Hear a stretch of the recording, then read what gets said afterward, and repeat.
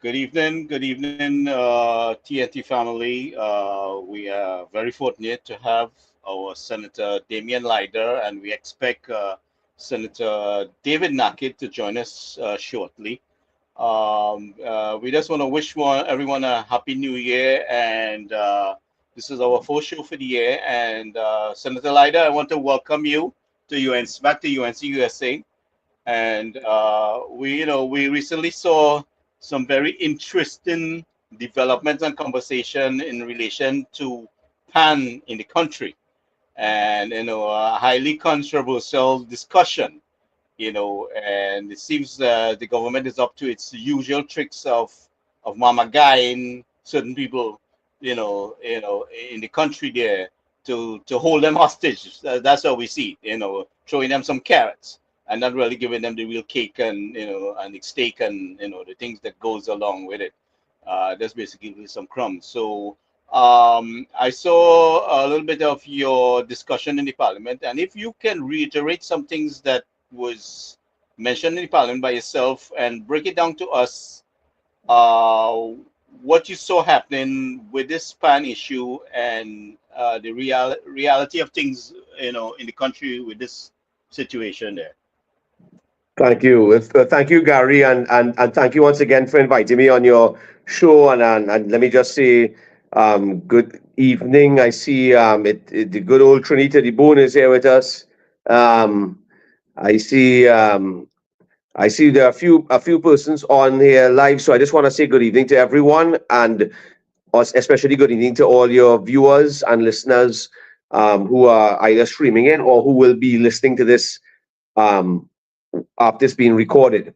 Um, but to first address the question, Gary. So what we were dealing with was an amendment to the Emblems um, Act, which the coat of arms of one of our emblems. So this was a debate that happened in the lower house, and last week we had it. Last week Tuesday, it came to the Senate to basically be debated and passed by a simple majority. Um, and it was simply to accept or debate and agree on whether or not we should be replacing the three Columbus ships on the coat of arms with the steel pan or a steel pan and sticks. And and basically, you know, the opposition, United National Congress, obviously has supported the change. So we have not so we did not vote against it. We were all for a change in to remove the chips and to put back the pan. But the issue is not the what, but it's the how. It is how and the process that was undertaken by the PNM government in changing in going through this entire process. And it started really when we were all sitting down in our homes one evening. Many of us may not have been tuned in to the PNM, a PNM uh, convention that was going on.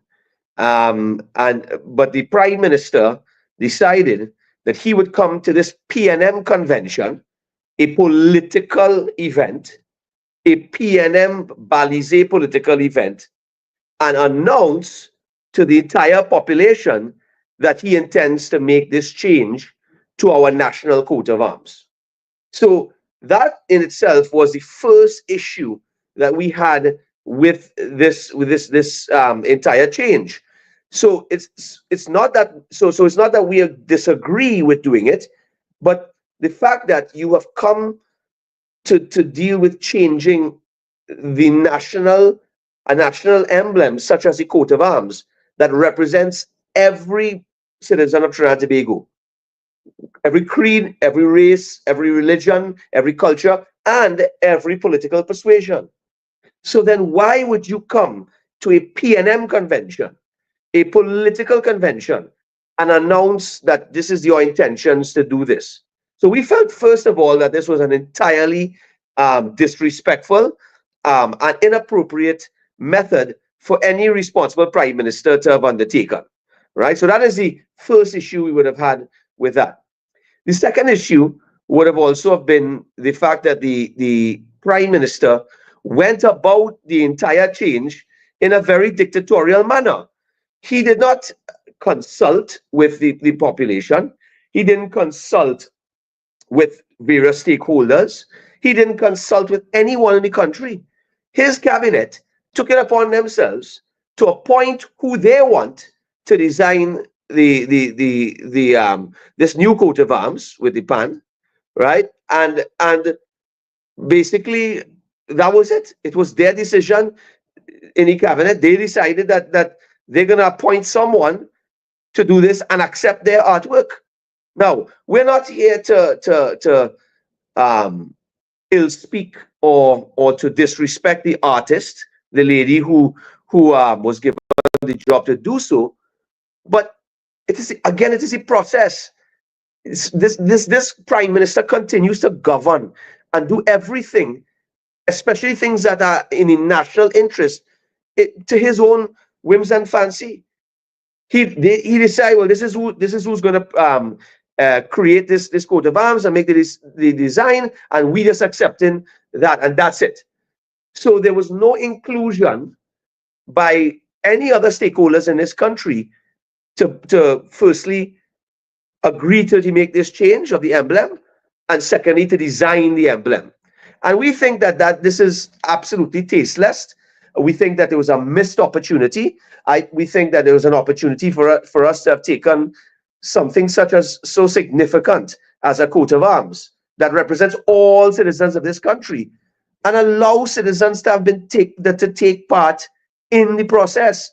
I mean, there was an independent senator who spoke about it, so it wasn't just the United National Congress, but independent senator Suniti Maharaj, who basically said, we lost a great opportunity to make this something of national pride, to make this something that created inclusion of citizens in this country. We could have had a competition with schools to see what school children or children can submit pieces of artwork.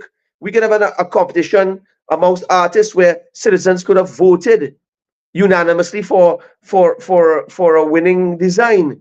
And in that way, citizens would have felt a sense of belonging or a sense of ownership of this change.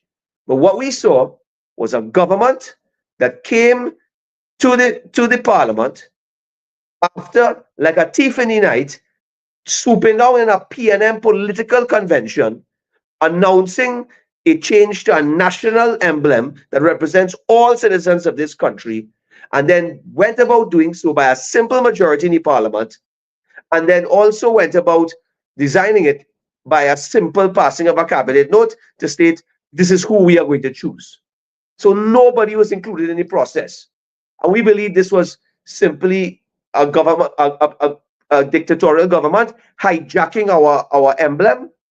And let me also add, using it as a political mamagai during an election year. And not only that, but to use it as a distraction from all the heinous activities going on right now within this government. This government is under a lot of pressure right now. A lot of pressure. They have a minister of finance who can't explain where $3 billion gone.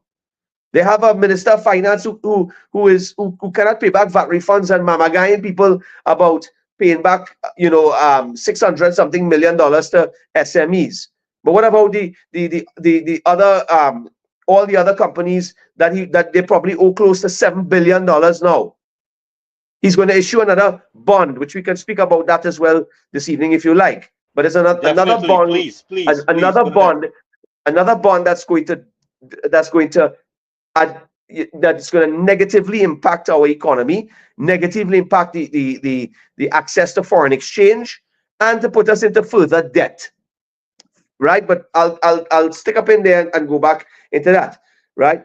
They're using it as a distraction to their own internal problems, where we see a prime minister who is not going about proper process even within his own party, where he is attempted and now become successful in parachuting his carbon copy his carbon copy, Minister of Everything, small pin, right? His carbon copy. And that's what people need to remember.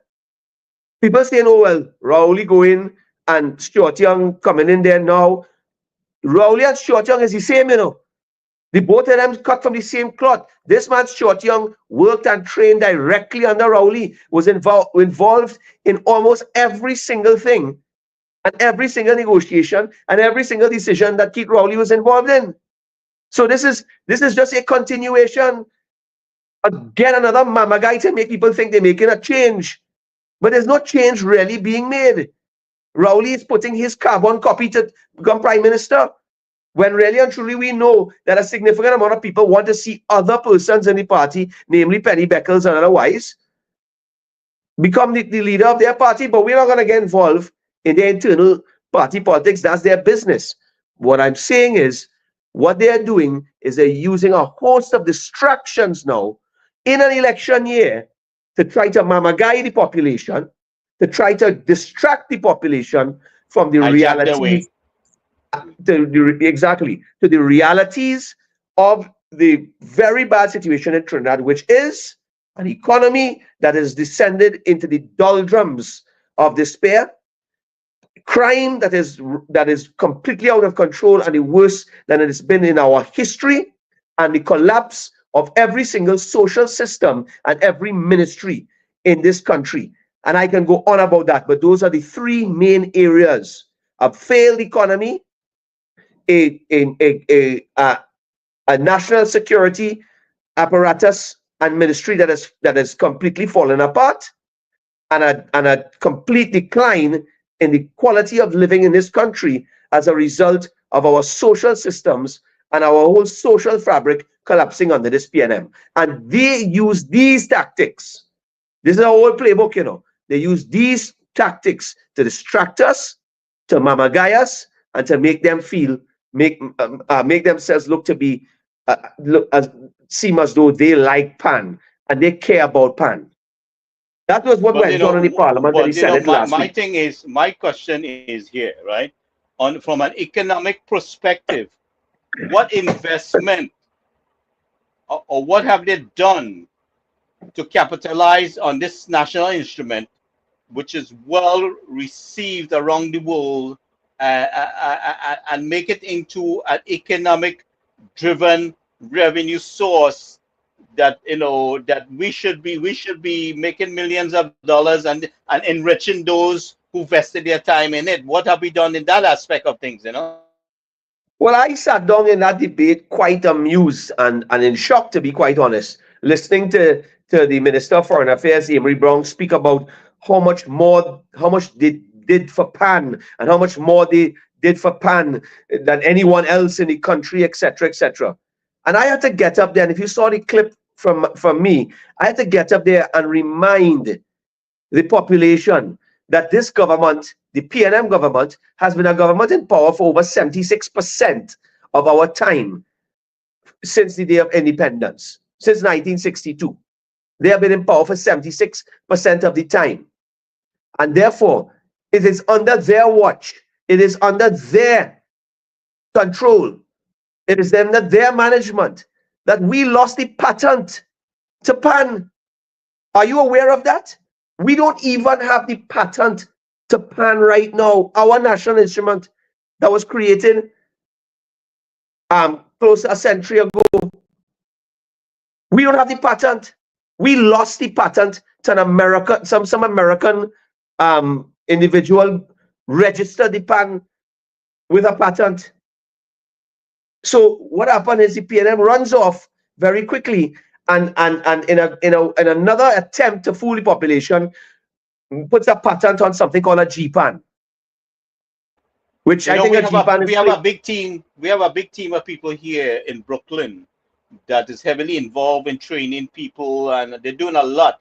But I'm just kind of curious, what kind of support would they ever got from the government of Trinidad and Tobago to help market the national instrument? What kind of support they ever get? Because these people are very talented, they're very engaged, and I'm just kind of curious to see what kind of investment the government of Trinidad and Tobago ever made towards that, Well, I wish Nakhid was on with me today because he's the real experienced man in this whole Yeah, we in waited our on whole him. He group, should be right? coming soon.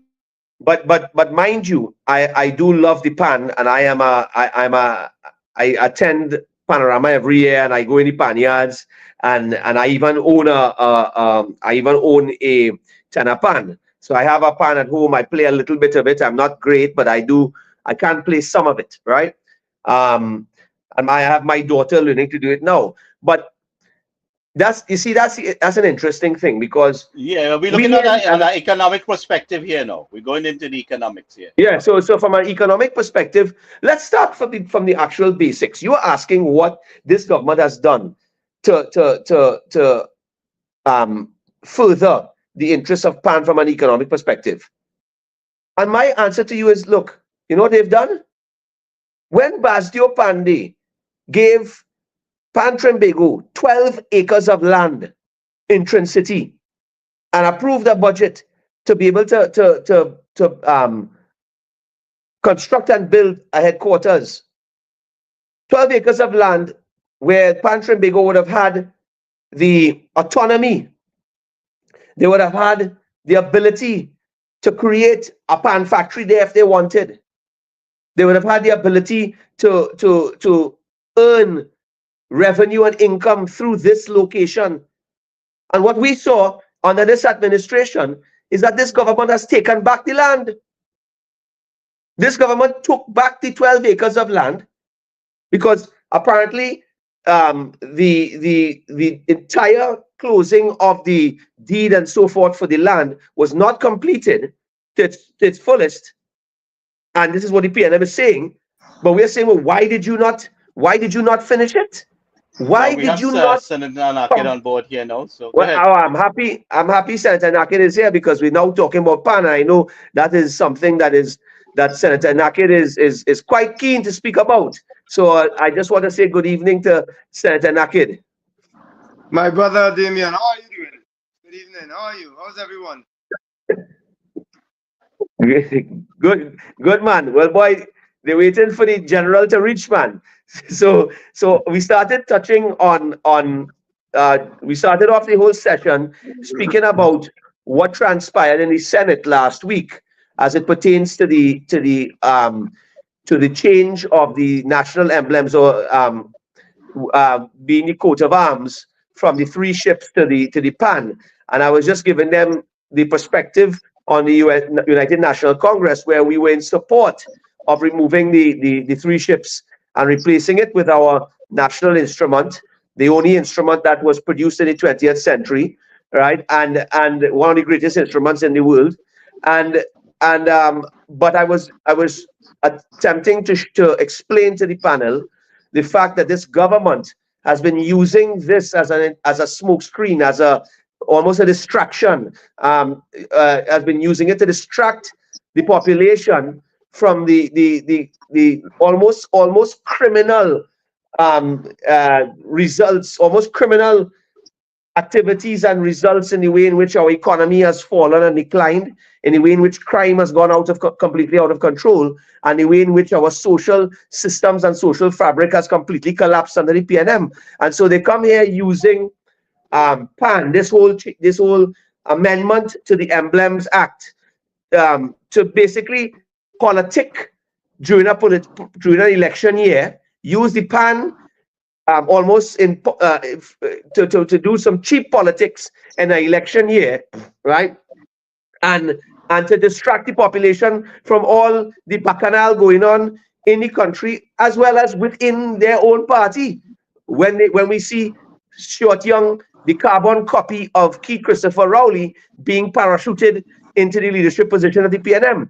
So I said that, and at the same time, I indicated that though we support the change of the emblem, right, we had an issue with the fact that the way in which it was presented to the nation in a PNM convention where Keith Christopher Rowley announced it in a political, in a matter of national interest, on national importance, where an emblem such as this represents the culture, represents the history, represents our whole fabric, our whole cultural fabric. So every citizen of this country, regardless of creed, race, culture, and political persuasion. And we're saying we had a problem with Keith Christopher Rowley announcing this like a thief in the night in a PNM convention, and at the same time, instead of creating inclusion within the population, allowing citizens to take part in the design of this new coat of arms, the design of the pan and the pan sticks, we see a PNM government in a dictatorial manner, simply from the cabinet, appoint who they wanted to do the design, and simply accepted the design that has been presented to them by the artists they presented. And we were also very clear to say that we have nothing against the artist, but we felt, and there was another independent senator, Suniti Maharaj, who had indicated that this was a lost opportunity to allow citizens of this country to have participated in the creation of this new coat of arms. School children who could have taken part in a competition, artists throughout the country who could have taken part in a competition, and citizens who could have voted for the best piece of artwork, so that we could have felt a sense of inclusion. What we got instead is a PNM prime minister in a PNM convention making a decision, and a dictatorial government simply choosing who they want to create this new emblem. And the only other thing I would add to all of that is that, and Senator Mark had said it, well, if you're going to, you're trying to mamagai the population by the Prime Minister tried to mamagai the population by talking about removing the 3 vessels because they were the colonial vestages. We want to get rid of the colonial vestages. But we had to remind him, don't come and mamagai the population on that. And that's what the PNM likes to do, They like to stoke that fire of race and racism to bring sympathy from supporters, right? But we have to remind him that on that coat of arms, if you really and truly was attempting to remove the colonial vestiges, which we are totally in favor of, by the way, but you're not going to remove the ships alone. There is also the Queen's helmet that sits on that coat of arms. That is the Queen, the monarch, colonial vestige. The steering wheel and the palm tree, which is a colonial emblem for the island of Tobago.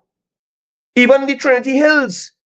The Trinity Hills represents the hills that Columbus in those same 3 ships had found Trinidad and called it La Trinity. So all in all, it is a total mamagai. It is a total distraction. We passed it in the parliament,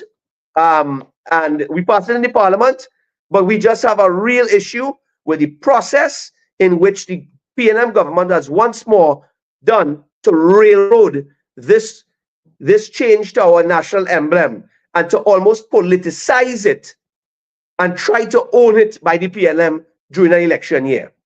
And that's when you came in, Senator Nakhid, and we had reached the point where the last question asked was, what has the PNM done for PAN from an economic standpoint, from an economic standpoint? And I was about to answer as you came in, David. So I'm going to just quickly answer my piece, and I'll be happy to hand over to you, because I know you want to go to town on this issue.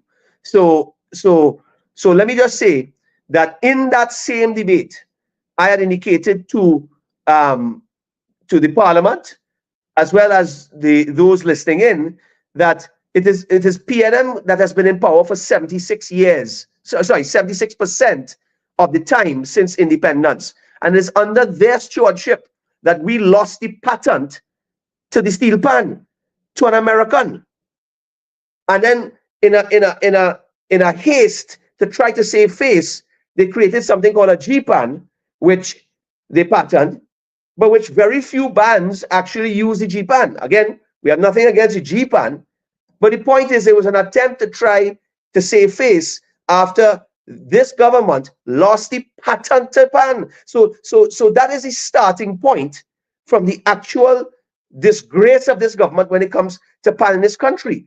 But I also want to say to you, I said in that debate as well, I used a comparison. I said to them, I put a challenge to the PNM. I listened to Amory Brown, the Minister of Foreign Affairs, talking about how much the PNM did for PAN, and we did more for PAN than anyone else. And I simply used two examples to show where he is so misleading the population. You see, when Kamala Prasad Bisesa came into power in 2010, the first place award for the large pan category was $1 million. But in 2012, on the 50th anniversary of Trinidad and Tobago, Kamala Prasad Bisesa doubled that from $1 million to $2 million as the grand prize. So I put the challenge to the PNM. If you all have done so much more for PAN, then we're passing a piece of legislation which is very significant for PAN. In fact, it should be one of the most significant items ever done for PAN that will go down in our history by becoming a part of our coat of arms, which basically represents our people. Then I told them, I put a challenge and said, this panorama give the PAN people $2 million, double all the first place prizes. That is one. But Kamala did it. They didn't. But more importantly, I want to also remind people that PAN players, PAN men who actively participate during the season, the carnival season, was given a one-time stipend during the season. Back in the days, it was $200. When Basio Pandey came into power, Basio Pandey, under the UNC, took it from $200 to $500. Sorry, to $400. Then the PNM came back into power, took it from $400 to $500, 100 more. And when Kamala Prasad Bisesa came into power in 2010, she raised the stipend to $1,000. She doubled it for the PAN men and women of Trinidad and Tobago. And do you know, when this PNM government came back into power, you know what they did? They reduced it back to $500. They took it back down to $500. And then on the eve of an election, comes to the population and tells them we're going to raise it to $800. Like we should be grateful to the Almighty Keith Christopher Rowley for giving them an extra $300. You see, the PNM creates the problem. They create the problem. And then when they come with some kind of a half-hearted solution, they want you to thank them. But I said in that debate, I put another challenge to you. If you say you did more for PAN in this country, when you went and you cut the stipend for every PAN man from 1,000 down to 500, and you're coming back up to 800 now on the eve of an election, I said, well, stand up, come out in a press conference tomorrow and tell the population that you are raising the stipend to $1,500. Not just $1,000 that Kamala did, but raise it to $1,500. And I said that in the presence of a number of persons from PAN Trinbago and stakeholders in the PAN fraternity who sat down in the Senate chambers, sitting down, listening on live there. And I looked up at them, and you could see their faces bright because they know. So you did more for PAN, but yet it is the UNC who was giving them the 12 acres of land in Trin City that this PNM government has taken away from them and wants to give to somebody, to a foreigner from India to come and put down a cricket academy when they can't even get the Brian Lara Cricket Academy up and running, being used for Fetan Party. But they take away 12 acres of land that would have been signed over, owned by PAN Trinbago, by people of PAN. where they could have built their headquarters, they could have earned money there, they could have put down a factory there, they could have created employment there. And they take that away from them. They take away the $1,000 stipend from them back down to 500. And when Kamala put it to $2 million in the price, they took it back to the million. They lose the patent. So how exactly have they done more for pan in this country? They are full of BS. It's a mama guy. Senator Nakhid, man, jump in here, partner. Let me cool down a bit. Before Senator Nakhid, good night, ladies and gentlemen. Trini here. Before Senator Nakhid, I just want to clarify a few things, Senator Damian. Basio Pandey gave them $8.5 million on the land. And Kamla Prasad Besessa, before that, they were supposed to build exactly what you said, a pan school, a pan theater, and the proposal was for that. And when Patrick Manning came into government between 2001 and 2009, they applied, Mr. Arnold applied for more land, another 3 acres of land, and it was given to him by Patrick Manning because they wanted to have a chroming center for the pan. So money was given. I'm not sure about the exact amount of money, and more land. So in all, it is 15 acres of land, 12 plus 3. And when Kamala came into government, she gave them another $7 million. It was an independence, if I remember correctly, that she gave them another $7 million to finish the structure that they have there. And the thoughts and the planning behind that, it was supposed to be a pan school to teach people how to make pan and how to produce pan, how to play pan, and also a development center similar to like what you have at the Diwali and that kind of thing. So it will be an attraction.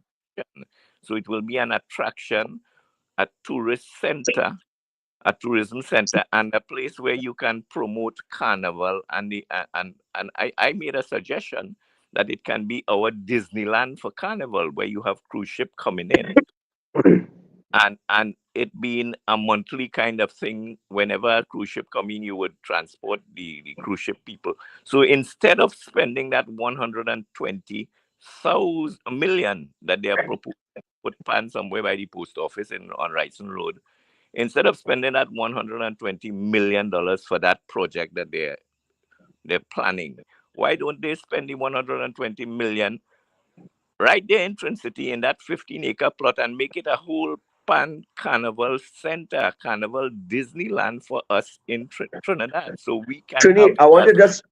I want to just remind you as well, because I see what you're saying there. I mean, those are some good builds on the points I was coming at. And I want to also add to that the estimated value of that 15 acres is over $75 million in value, you know. Correct. So they would have gotten an estimated $75 million in land before they even start putting brick and mortar down. And it was taken away from them. Correct. In places like Brazil, there is a fixed place for carnival. In Trinidad, we always building up and breaking down in the Queen's Park Savannah. If we fix this 15 acres of land properly, we can have a fixed place for carnival and for pan, where you would have monthly activities, just like they do in the Diwali Nagar and in the Baraka grounds, so that they will be promoting the culture, and the grassroots people who are involved would be employed. You could have, when cruise ships coming in, you have a mini carnival just for the cruise ship people, rent costumes and so on. The costumes that are thrown away every year, you could save them, refurbish them, and have them there, so that people who come in on cruise ships, you could have a whole 200 people, 300 people, 1,000 people come off the cruise ship, go to a one-day carnival in that venue. They don't think out of the box at all. Go ahead, sir. Okay. Good, Senator Nakhid, good night to all. go ahead. Is everyone hearing me? Yeah, loud and Yes, We're go clear. hearing ahead. you. Your visual camera seems to be a bit fuzzy. Is there also any way you could turn your phone to a horizontal position so we could get a widescreen view? How is Yeah, it? lovely. That is good. Right. Okay. So, right. Well, So, having listened to Brother Damian and watched the Senate presentations, I would just like to simply say that if PNM want to we are love me, losing. We are losing. Do you have a mic or something? We're losing your voice a little bit here too. is this better? Yeah, go Hello? ahead, David. Yeah. Somehow we are I not would, seeing you very clear, but go ahead. We're hearing you. yeah, I would just, well, let me not distract, so I'll move the cam. Can you all hear me now? You hear me better? Yeah, you can Yeah, put on the we hear you. camera. We We hear were you. hearing you before. Go back on the Okay. camera. Go back on the camera. Go back on the camera. All right. Come back on the camera. Yeah. Yeah. Okay, All good. right. Good. Right there. That's perfect. Go ahead. Simply put, the pan, just like how the constituencies that they control.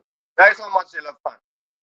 The constituents in those PNM control constituencies suffer as much but under the fact. The pan actually is a of how dealt with people I think we're and losing him, you know. Yeah, I think yeah, we're losing. yeah. We're losing it there. I don't know. Maybe something with your internet. I don't know. if you can't hear me, I will come off and try to join again. Are you hearing me? Yeah. Okay. Yeah. Yeah, Yeah. You want to yeah. try that in the meantime? Come off and come back on, David. Yeah. The audio is also failing. Yeah, I think he has Yeah. a It bad is. connection. Yeah. Yeah. But But I think David will give us a. I think Senator Nakhid will give us a very good perspective, especially from a ground and roots perspective, because he has a lot of family members in the actual Pan fraternity and so on, and that have had historical roots in Pan. So I think I'll be very interested to hear what Senator Nakhid has to say, because as I said, he could give you it from the ground. He could tell you from the ground how level. things people Yeah. feel on the Ground level. ground. But what Yeah. I'm looking at, Senator Nakhid and team, everybody here, is that here in America, for instance, people play football and they become a millionaire and a billionaire, right? It was the same kind of idea we was pushing with the live sports. I think we will leave that live sport thing for aside for right now. But why it is that we not vested into the people that make all this sacrifice to tune the instrument, to do all this performance, and then it's like they use and abuse. This is what we have seen mostly with those who have vested their time in this very wholeheartedly. So what I'm looking at is from an economic perspective where we vest into this arts and culture, whatever it is there, and that people can capitalize on it, being it is it traditionally belongs to Trinidad and Tobago. The people of Trinidad and Tobago should benefit and monetize on this, and totally capitalize. The government has not vested or created opportunity here. The PM government has not vested in this, and there's a whole set of mama guy, and we've seen another set of mama guy for election again in the year of the election. They want to change this and fix that. They didn't fix it in 100 years. But Senator Nakhid, I'm going to let you respond now. Yes. What I was saying is that the PNM has treated PAN exactly like how they have treated the constituents within their PNM control constituencies. It has been a case of total neglect, one of political expediency, and one where they have sought at every opportune time to benefit to the disadvantage of pan men and pan women and pan in general. I'll give you an example. Was not prepared. This plan moved. Slowly,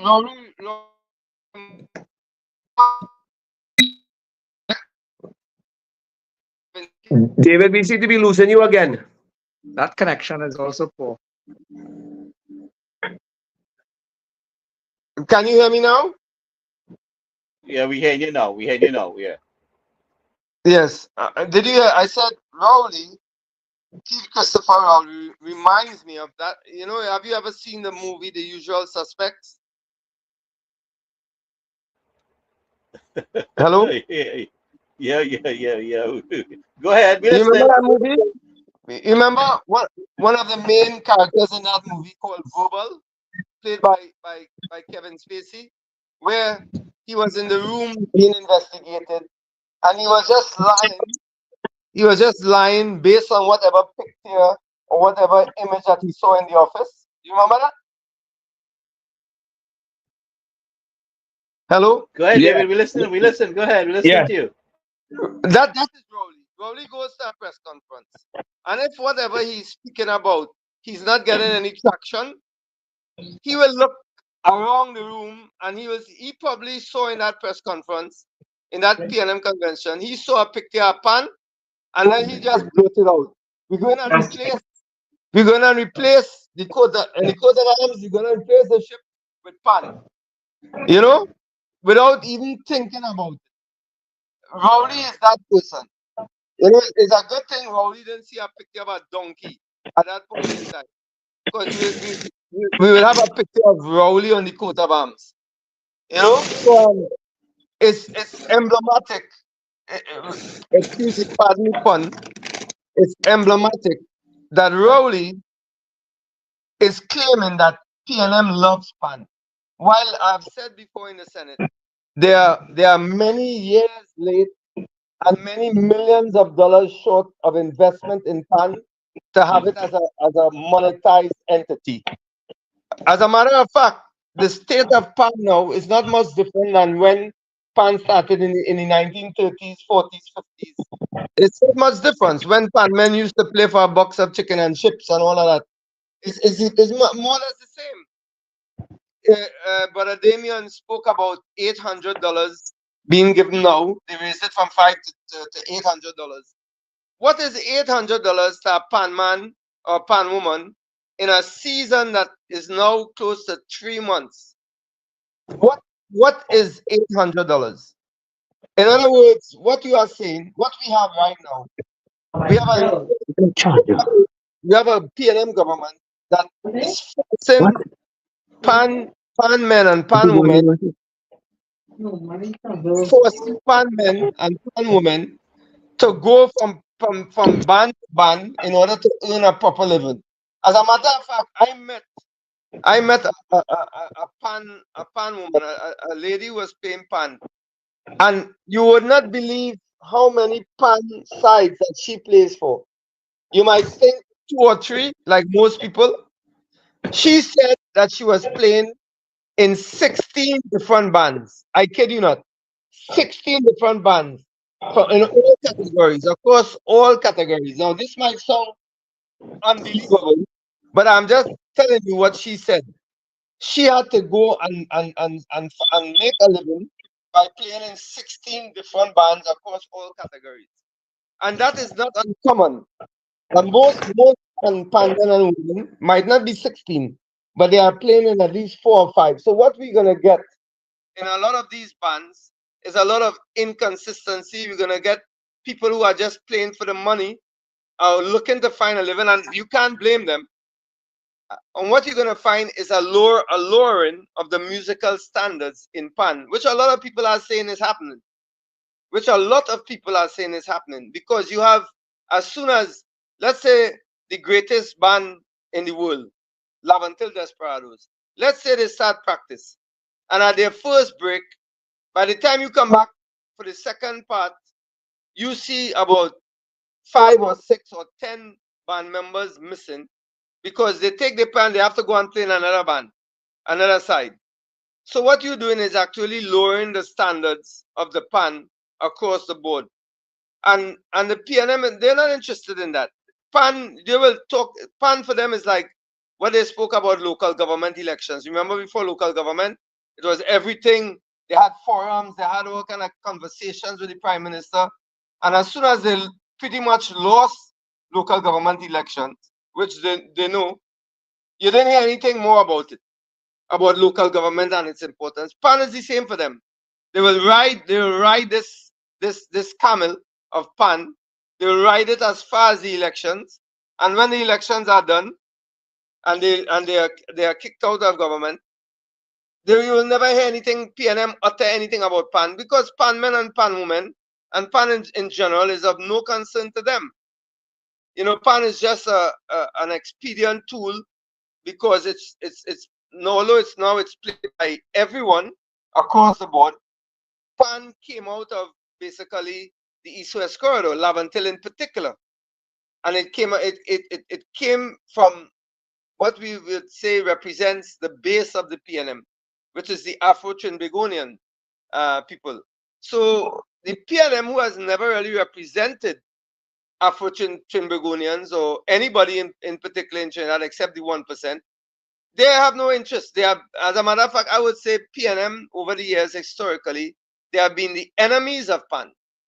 And if PNM say they love PAN, well, I don't want PNM to love me or to love Trinidad and Tobago, if that is how they exhibit their love for PAN. And I can give you a million examples of PNM hatred for PAN. And as a matter of fact, a lot of the PAN fights, a lot of the incidents that happened in and around PAN, it was because how PNM attempted to treat PAN men and PAN women. I mean, after almost 100 years of PAN, you cannot tell me that the PNM has not put anything in place for retired PAN men and PAN women, people who have dedicated their lives to PAN.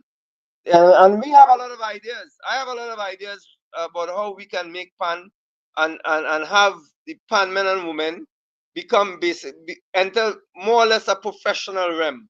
That's what it should be. If we want to proclaim PAN as the national instrument, if you want to listen to Randall Mitchell, the minister of cliches, you know, he speaks always in cliches. What he said last time, PAN is the soul of the nation. No, PAN is not the soul of the nation. That comes from somebody who has no intellectual depth. The soul of the nation are the PAN men and PAN women. The PAN is the symbol of that. But the substance of it is how you treat the PAN men and PAN women. How you make them earn a living from PAN. How you monetize that. How you open avenues for the PAN men and women to continuously be going abroad and demonstrating our PAN skills to the world. And I have ideas on that. I mean, I'm thinking there could be a World Cup of PAN, like how you have a World Cup of football. There could be a World Cup of PAN. I mean, there's so many ideas if you really love the PAN. And I know the PNM doesn't have PAN. I know Randall Mitchell certainly loves what PAN has brought to his bank account, since he's renting out a building to PAN Trinbago, to the tune of close to $1 million a year or some crazy thing like that. You know what I mean? So I know how they view PAN, but you cannot imagine the conflict of interest. The Minister of Tourism, where this falls under his remit, basically, he is renting out a building sanctioned by Ramsey Moore, president of, or whatever, chairman of PAN Trinbago, and they see no problem with that, because the PNM never would like us to know how corrupt they are. And they've corrupted everything in and around PAN. So they could benefit. Randall Mitchell could benefit from PAN while paying $800 to PAN men for the season, 3 months. He's making $830,000 a year off PAN.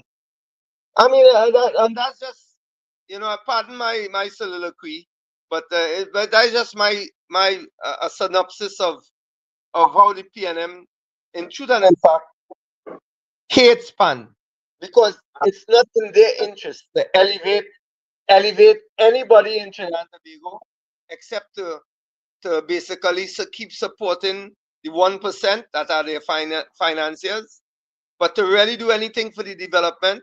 I mean, one only has to look. And I heard somebody say that before. There's not any infrastructure dedicated to PAN.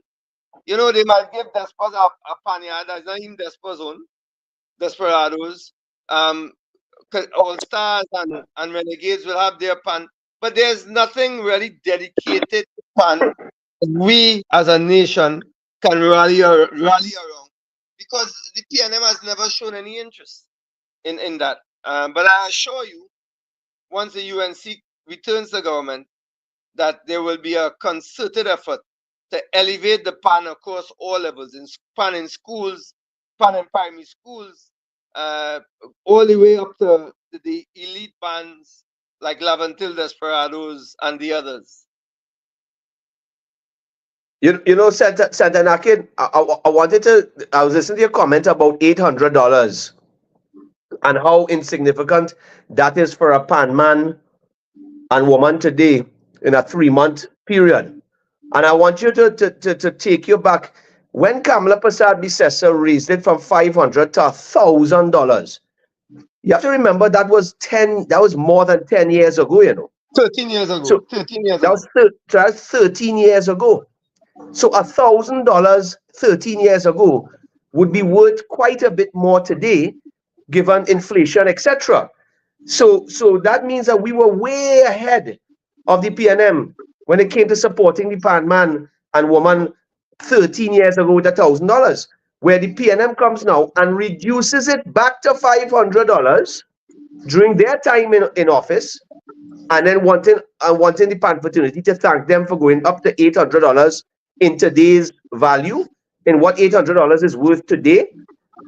$800 will not These are the last them. things that people have to know. These are the things that we need you guys to read a lot, because a lot of people don't seem to understand that concept, and they run and vote against their own selves when you have a party and a government that's investing into them,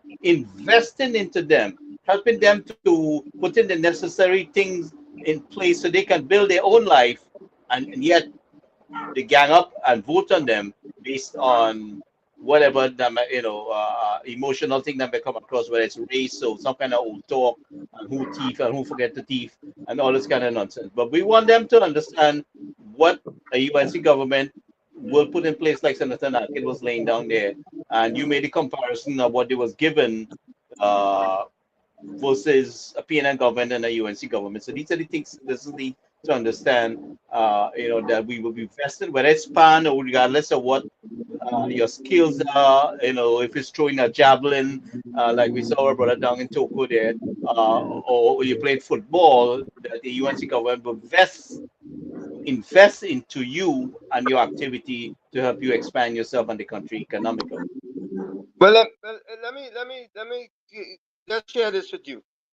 I mean, they came up with this big idea about this Panyard initiative through the office of the president.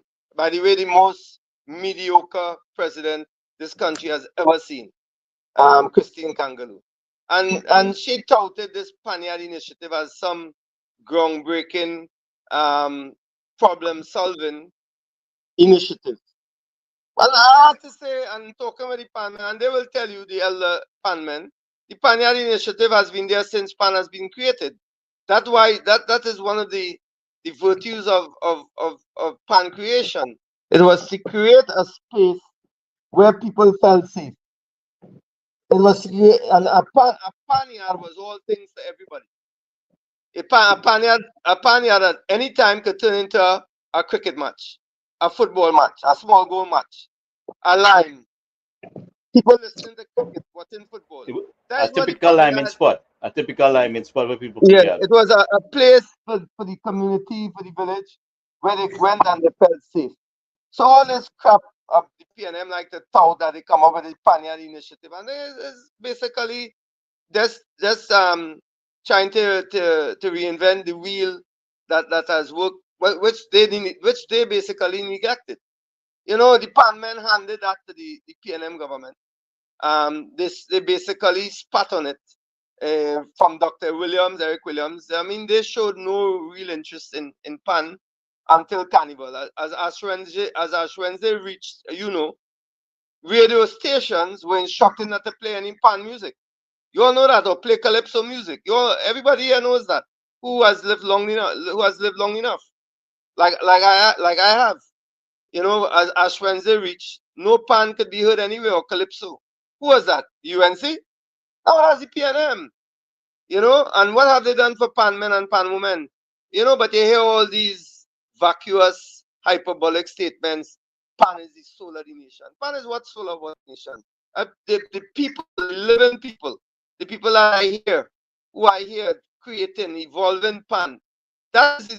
These people are the soul of the nation. Rudolph Charles was the soul of pan. Winston Priest Simon, all these people. People who presently in the pan, Duvan Stewart, and all these people who contributing, Jit Samaru, and all this, they are the soul of the nation. Not pan. Pan is a symbol that is a creation of a symbol of our creativity as a people. But it just shows you that these PNM people have no idea of what they speak. They say things that are populist and hope to resonate with their base, you know, and always there's some dog whistling to it, some racist undertones. But we have to forget that, because if you look at the composition now, everybody plays pan. Everybody plays pan. I mean, the band, the high school band that won the Panorama, I think the girls in the last couple of years, I think it was mostly comprised of East Indian players. And I say that intentionally to show you just how far pan has reached, when so many people were against including pan in schools and having that crossover appeal throughout the society. It shows you that when something is created with purity, when something is created with the right intention, when something comes from the grassroots, you can't stop it. You can't stop it. And that is pan. And the PNM has been a disservice to pan. And nobody more so than Rowley and Young and this whole group of miscreants that they have here, Faris Harari. You know, you might see them jumping up in a party and saying they like pan, but they know not one fart about pan. They know nothing about pan. They don't know how you could tell your wife you love her, and you don't bring no flowers and no gifts and nothing like that, and you don't feed her well and treat her well. That doesn't mean one thing, right? You know, but what I'm looking at it too is that, you know, that this could be a Forex investment also, you know. Well, that's what I mentioned earlier. If the PNM had created avenues, I mean, I heard Brother Dames aptly mention about the patent and so being taken over by American. Okay, what they could have done so much, which they could have facilitated the entry into music festivals. They could have made contacts through the Ministry of Tourism. They could have put more money into public advertising. I should be watching CNN when I'm in Dubai or in Europe. I should be watching CNN, and all of a sudden I should see an advertisement for Trinidad and Tobago pop up without the usual showing a tourist in a bikini on a beach. I could see some men playing pan. And not only calypso or kaiso or soca, they could be playing something classical music that appeals to Europeans. Let them hear pan, and you know, and nobody was better at that than Lavantil Desperados. You could hear them play a piece from Beethoven or a piece from Chopin. You could hear them play that, because you know we have Lavantil Desperados. They have graced Carnegie Hall. They have graced the Philharmonic hall in London. They have been everywhere. So you know, you just have to be creative as a minister. And which is a foreign exchange investment there. to Of bring in course, some because forest you'll revenue. have people So coming. what we're not Yes, handling right. yes, and I see. I don't want to give these because these PNM and them like to thief even my ideas. They will thief anything, and But imagine a World Cup of pan with Trinidad and Tobago hosting that or being the franchise out of a whole World Cup of pan, where all those countries that are now playing pans and have their own orchestras. You have people going around, or a group of judges going around the world, and I've given this some thought and some discussion with people who love pan, and they're going around the world and they're selecting the best. And and you start off small, 18, just like the World Cup did in football, with 18 bands. You hold it in a place where you have TV rights, maybe in America, to begin, in Florida. You can imagine the kind of We crowd. have we our senator. So saying to Senator Damian, we have a very large team of people here in Brooklyn that that Oh is gosh, that. you can Yeah, imagine you hold that in Brooklyn, what's going on? yeah. Or you hold it in Toronto, you hold it in one time, you hold it in Miami. You can imagine the crowd and the foreign exchange you will earn. Not only that, the television rights is what is the real money. You can even stream it and make money. So there are a whole host of things, but you have to have the will, brothers. You have to have the will, brothers and sisters. You have to have the will to progress the pan. But let me tell you, and this goes back to what I'm always saying about the PNM. They have no interest in elevating the people of Trinidad and Tobago, especially the Afro-Trinbagonian community. And if you ask me why, I will tell you it is purposeful, it is intentionally done to make sure that our Afro-Trinbagonian people never come out of a certain level of wealth, that there's never any generational wealth, that they will always have to be at the service looking at these dead-end jobs, that they're working for the 1%, Subservient. in restaurant the one restaurants of the 1%, in the businesses of the 1%.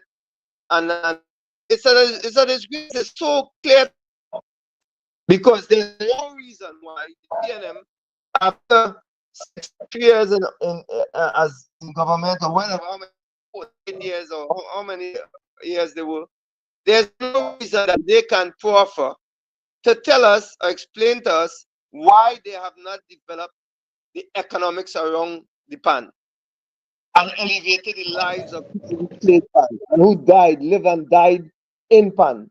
And one of them being my uncle, Rudolph Charles. So I am fed up. I didn't want to talk about PNM when it comes to pan. I know it's all lies on their behalf. It's all lies, and they shift blame, and but they're basically, as Brother Damian says, a waste of time. Waste of time. And a UNC government will treat pan in the way it deserves to be treated, God willing. So before Senator Nakhid, maybe possibly you can go down there and we can do a live from there where you interview the people and give them a voice, for what they're looking for, and things like that, to give them some recognition and let their voice be heard of what is needed down there, whenever you have the chance to do that. Well, I will go to Levantil, Desperados, Panyard, and do that. Or I will go to Panorama when it comes about. Is that what you meant?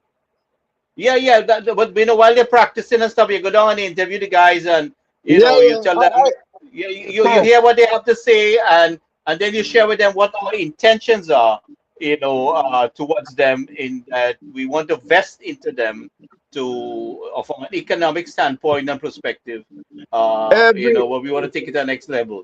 brother, every single pan in Trinidad and Tobago knows what they can expect from UNC government when when there's a change in government. They know they have suffered under the PNM, whether they are PNM supporters or not. If they are honest with themselves, they know the PNM has not helped them in any way, and they know that we as a pan producing nation, who produced the pan, basically, who created the pan, we have not. We are so far behind where we should be. I mean, the PNM should be held criminally accountable for that. Well, because we are looking at people should be visiting that area instead of running from that area. The place has become a place where people want to run from. But at the same time, what we're looking at, if we market it right and we broadcast it, it would attract tourism, and it's another forex investment there. Where people should be running to your neighborhood to visit from the cruise ship and from the airport to come and see what you do over there. So that is something that but is marketable there. let me tell you something quick before I go. Might be controversial, but I don't care. Had the Syrians, the 1% Syrians who boast that they are the 1%, not all, because you have some hardworking Syrians and Lebanese people. Had the 1% Syrians who boasted that they control the economy and the government and all that. They boasted. I didn't say that, they said that.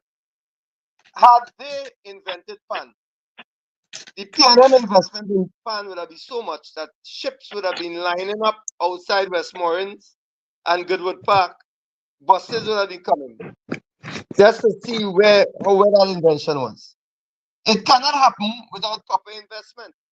But because African people, Afro-Trinbagonians invented PAN, aided and abetted in development by East Indian Trinbagonians, they have no interest. They have no interest. PAN could die a death. They wouldn't care. They wouldn't give two, well, they wouldn't give a rat's tail, the PNM, because this is not their interest. Their interest is not culture, development of culture. Their interest is not sport, developing sport. The PNM always destroys the UNC or any other party comes in and builds everything back. And then just because of the myths and the ideology of or the dogma of race, they come back in and destroy everything again. And it's very sad but we have to keep fighting, and that's part of the struggle. And I'd just like to thank you for being able to give my little contribution to you and to Brother James, who did a wonderful job in the Senate. I heard him speak, and he spoke from his heart.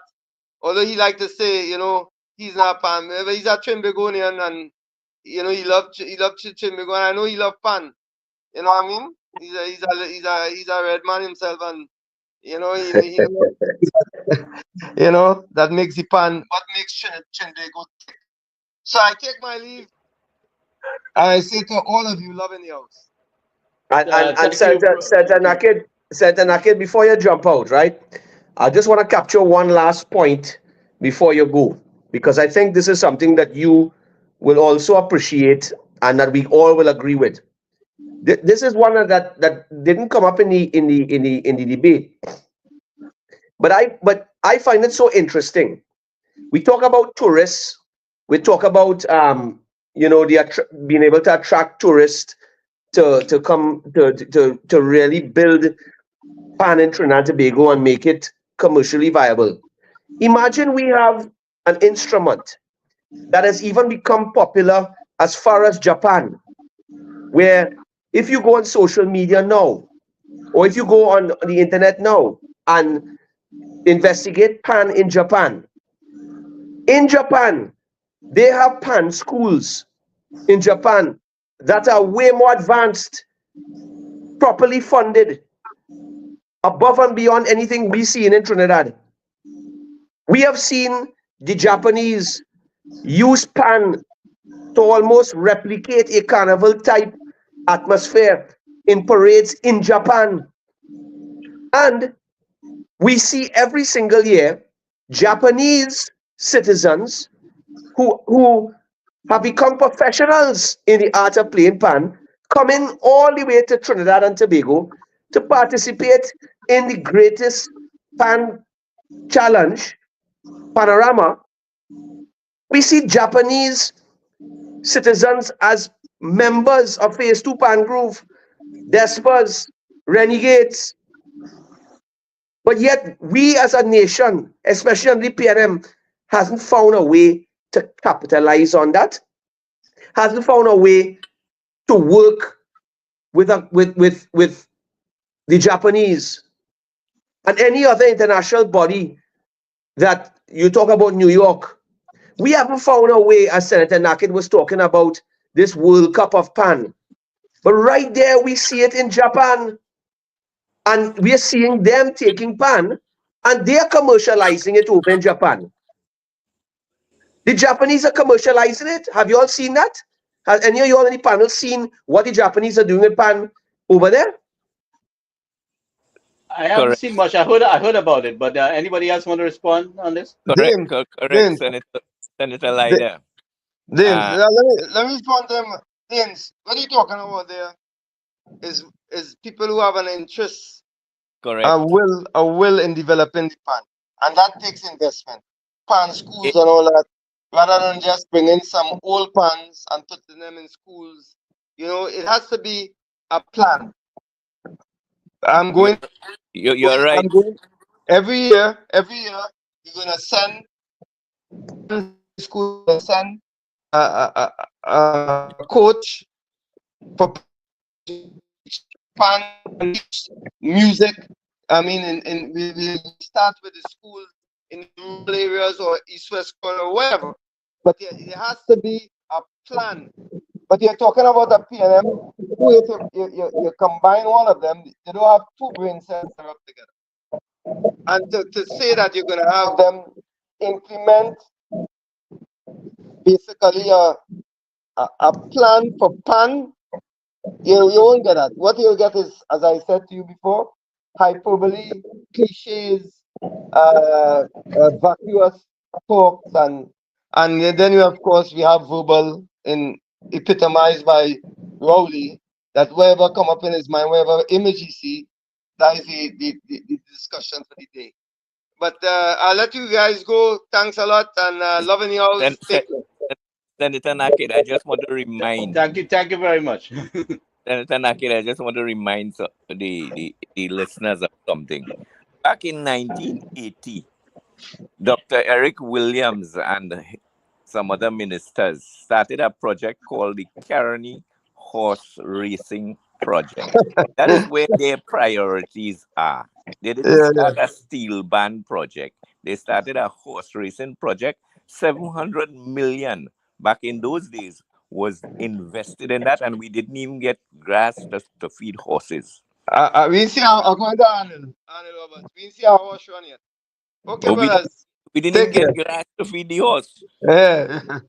And if that money was spent in that same location to put a pan theater and a pan school but you rightly said it earlier, it's where the priorities are and where this government's vision is and who it is supposed to benefit. And you're correct.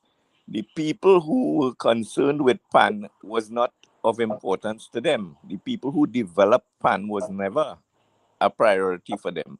So they didn't see the value in monetizing pan because it was not beneficial for their finances and their friends. It was beneficial for the people, the grassroots people of pan. And that like you rightly said, they were not interested in elevating the lifestyles because they needed to keep them in dependence of the PNM so they could have them for their voter bank. Yeah. So, And gentlemen, I want to kind of change the angle a little bit here. but before you Go change ahead. it, Gary, sorry, Go ahead. I just want to say as we close this topic, right?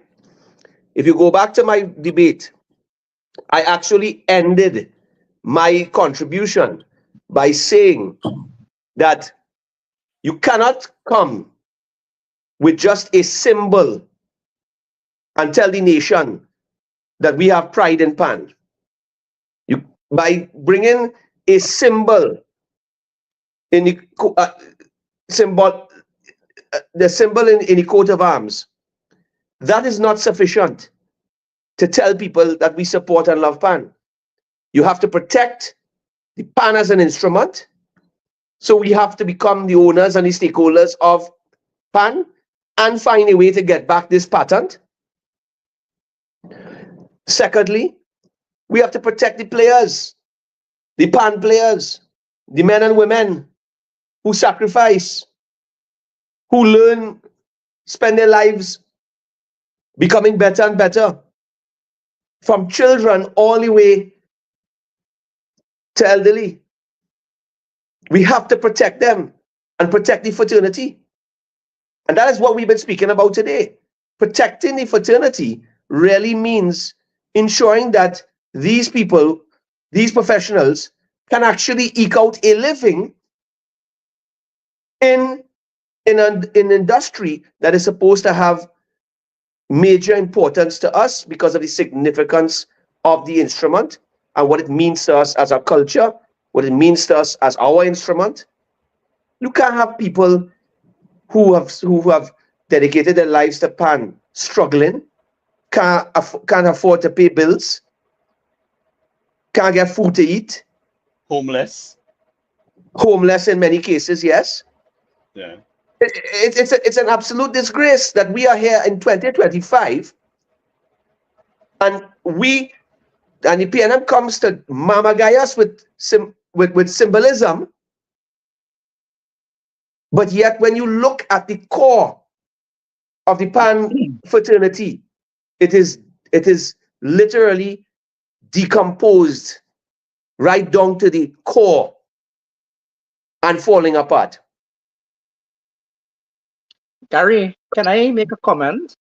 Please do. Please jump in.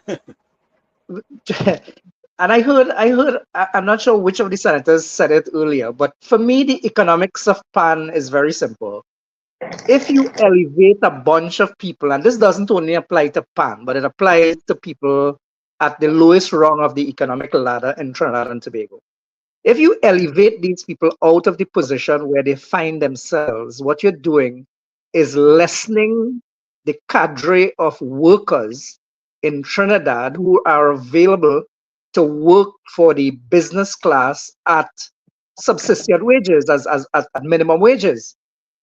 And because politics is wrapped up into everything, that, and I think one of the senators said that it is a definite ploy, a policy of the government to keep a certain section of the community in a subservient mode. And that is what it is. It is not by accident. It's by Imagine, design. Yeah. and let me give you a real sad story. As the general manager of a corporation here in Trinidad a few years ago, I had the opportunity to host a conference of about 200 people from all over the world, the Americas, North, Central, South America, Europe, Asia, Africa. And one of the things that people wanted to do was to go to a panyard, have a live experience at a panyard. And this was outside of Carnival. The best I could have done was get a few pan players to come and play over dinner to entertain these people. That's the best I could have done. The worst part is, in a subsequent year, the same conference was hosted by the Central Bank of Barbados. It's Barbados. Pan wasn't born in Barbados. And do you know the Central Bank was able to give these guys a true pan experience in Barbados? We couldn't do it here in Trinidad. And that's the sad reality of where we are when it comes to pan in Trinidad. Well, I want to even add to that because I have a personal experience like yourself, right? Where I have a very close friend who went to school with me at Fatima College, and he is a professional pan player. And I could tell you, he struggled for years,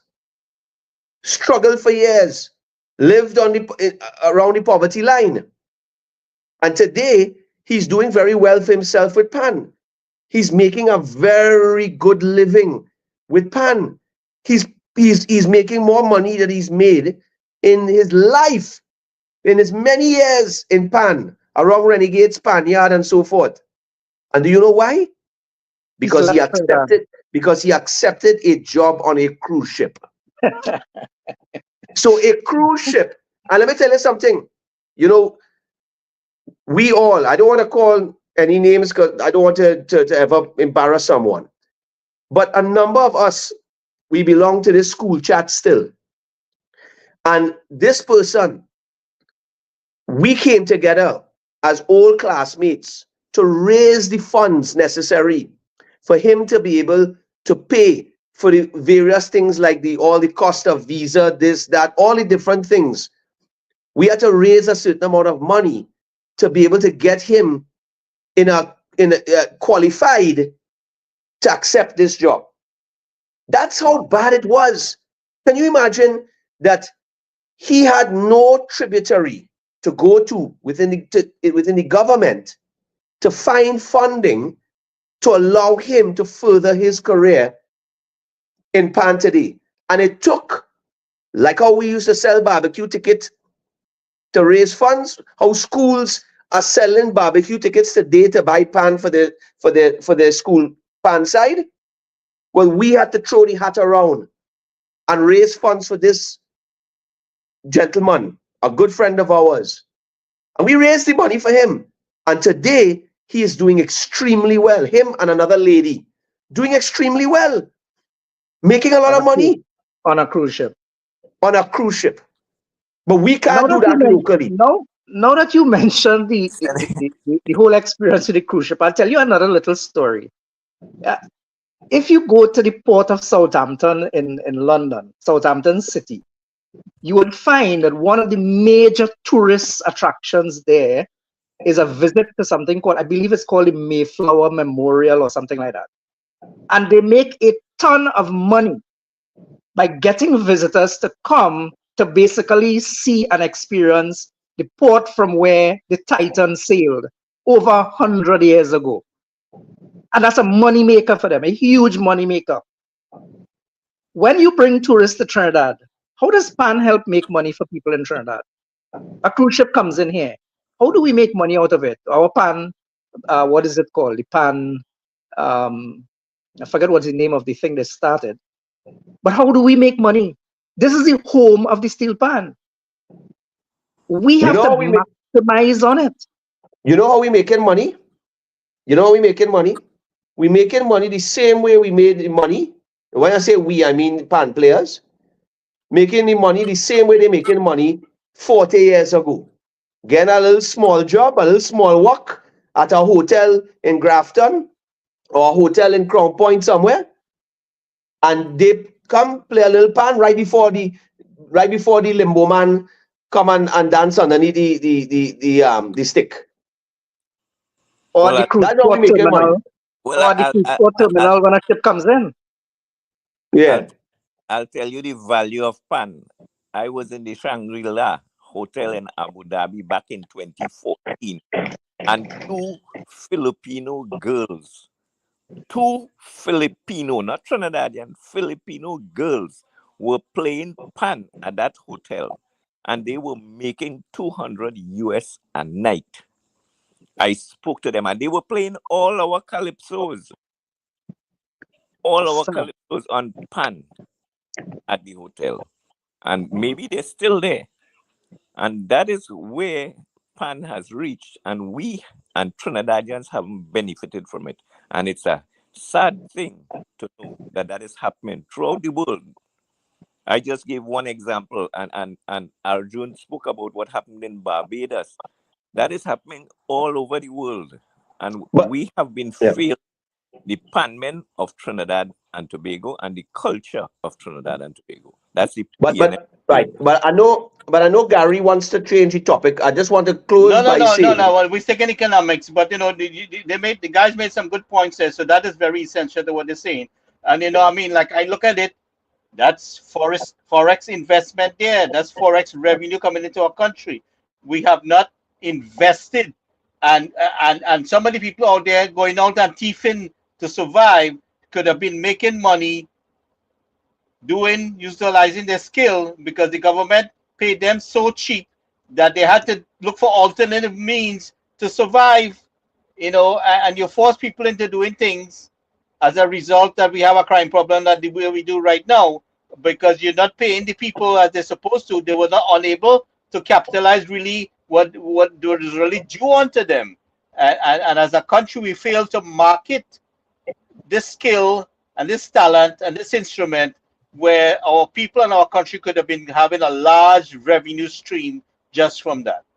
Well, here's the irony of what you just said there and about crime, right? Because in the same debate, I was listening to the Minister of Foreign Affairs again, Amory Brown, give a story about, you know, how the history of pan, and how when two pan bands used to clash in Port of Spain and fight with bottle and stone, and how when this used to happen, then it would turn into a rivalry on one side playing pan and a rivalry on the next side playing pan, and how there would be this unity after the big fight and so on, and pan would be that unifying force.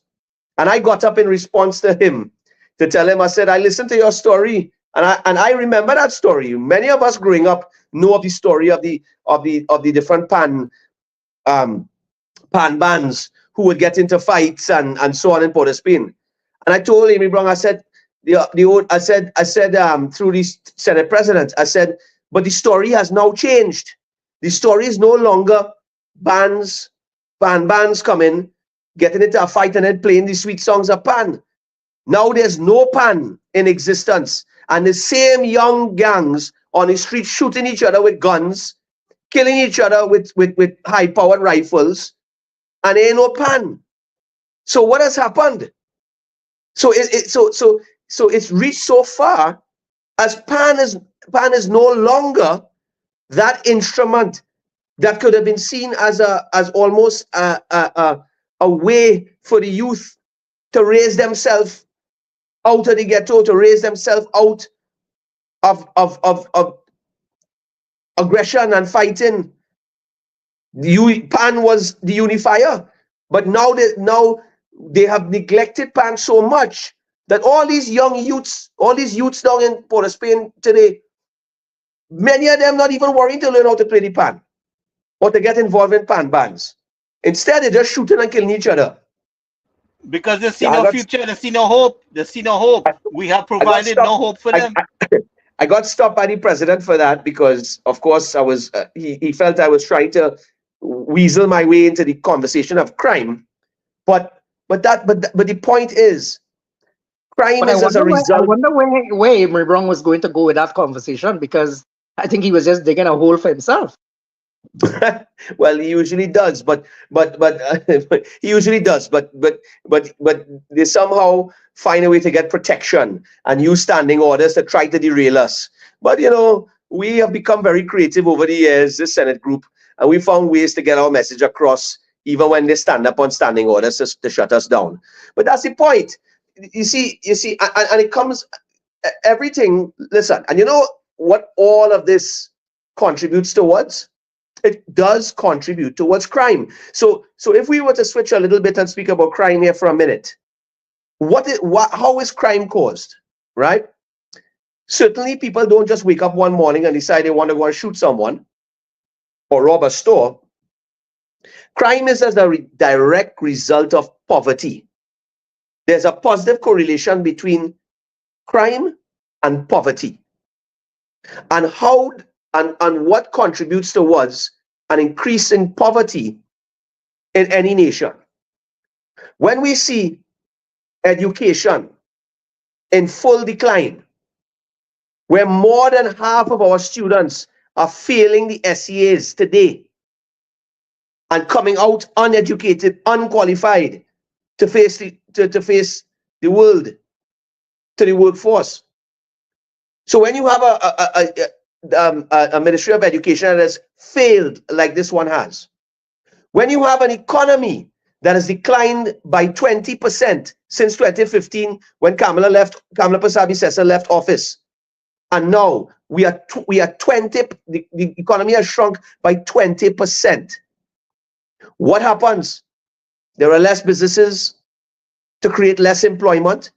We lost over 65,000 jobs under this PNM administration. When Kamala Persad-Bissessar increased jobs by 50,000 in her tenure, this government came and reduced jobs, according to the CSO, by 65,000 jobs. So that's unemployment, a failing economy that fails to produce opportunities for young people to survive in this country. When we see social services removed from the population, when Kamala Persad-Bissessar gave the milk grant, the baby grant, the food card, the school feeding program, when she opened gate, when she gave laptops, when she did all of these things, this PNM government came and took it all away. They took away the milk grant, the baby grant, the disability grant. They took away laptops from children. Again, worsening the education system when we passed through the COVID pandemic. So you see social services decline. Single mothers not in a position to work and watch over their children. No jobs, no employment, poor health care. When every single part of this economy is collapsing and free falling, that is why we see crime happening today. And more than anything else, when the whole apparatus of the national security has collapsed. When you cannot protect our borders against the illegal importation of guns, drugs, ammunition, and gang members. When you can't do that, then what you have is a situation where you have desperate young people who are below the poverty line, who need to survive. And then we have a government that is facilitating these desperate persons to move towards a world of crime, because it has now become easier to get a submachine gun. It has become easier to get drugs to sell on the street. It has become easier to form a gang and work with gang members from Venezuela to make quick and easy money. Everything is accessible to these gangsters now to become professional gangsters. Well, you could bring anything across the border within minutes in a little pirogue. You don't need no big fish to do that. You know, it's ease of doing criminal business. Listen, I go at least once every 2 weeks. I go fishing. Today I went fishing. Right? I came from the Grand Boca. I went to the Grand Boca and I went off the North Coast. Now, when you go off the Grand Boca, you could literally jump out the boat and touch the island, the land, Venezuela. It's so close to us. So we have a close proximity to Venezuela in the northwestern peninsula, and we have another close proximity in the south, down in Caracas and so forth. I'm only speaking about the northwestern peninsula, right? And I can remember during the COVID pandemic, when everybody was forced to stay in their homes, when people were not allowed to enter Trinidad and Tobago, where citizens were robbed of their constitutional right to return to the home of their birth. When this government locked out, and people tend to forget, we must never allow citizens of this country to forget what this government did when they locked citizens, thousands of citizens out of this country unconstitutionally. And while they locked citizens out who were suffering, struggling to survive outside, many of them losing their jobs back in Trinidad because they couldn't return, many of them losing their homes in Trinidad because they lost their jobs and can't pay their mortgage, many who had to seek refuge with other Trinidadians who were willing to help, with anybody who was willing to help. I know, Gary, you were very involved in supporting those who were trapped outside. But we see a situation like that. Yet I could sit down in an island house down the islands, what we call down the islands, and watch Venezuelan boats, fishing boats, sailing in through our waters and pulling up to our jetties down in Chagaramas during COVID.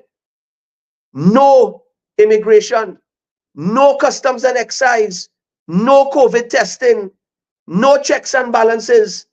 And I took a video of it. I could not believe it. I took a video of a boat just pulling up to a jetty down in Chagaramas by the fisheries area under the guise of bringing fish.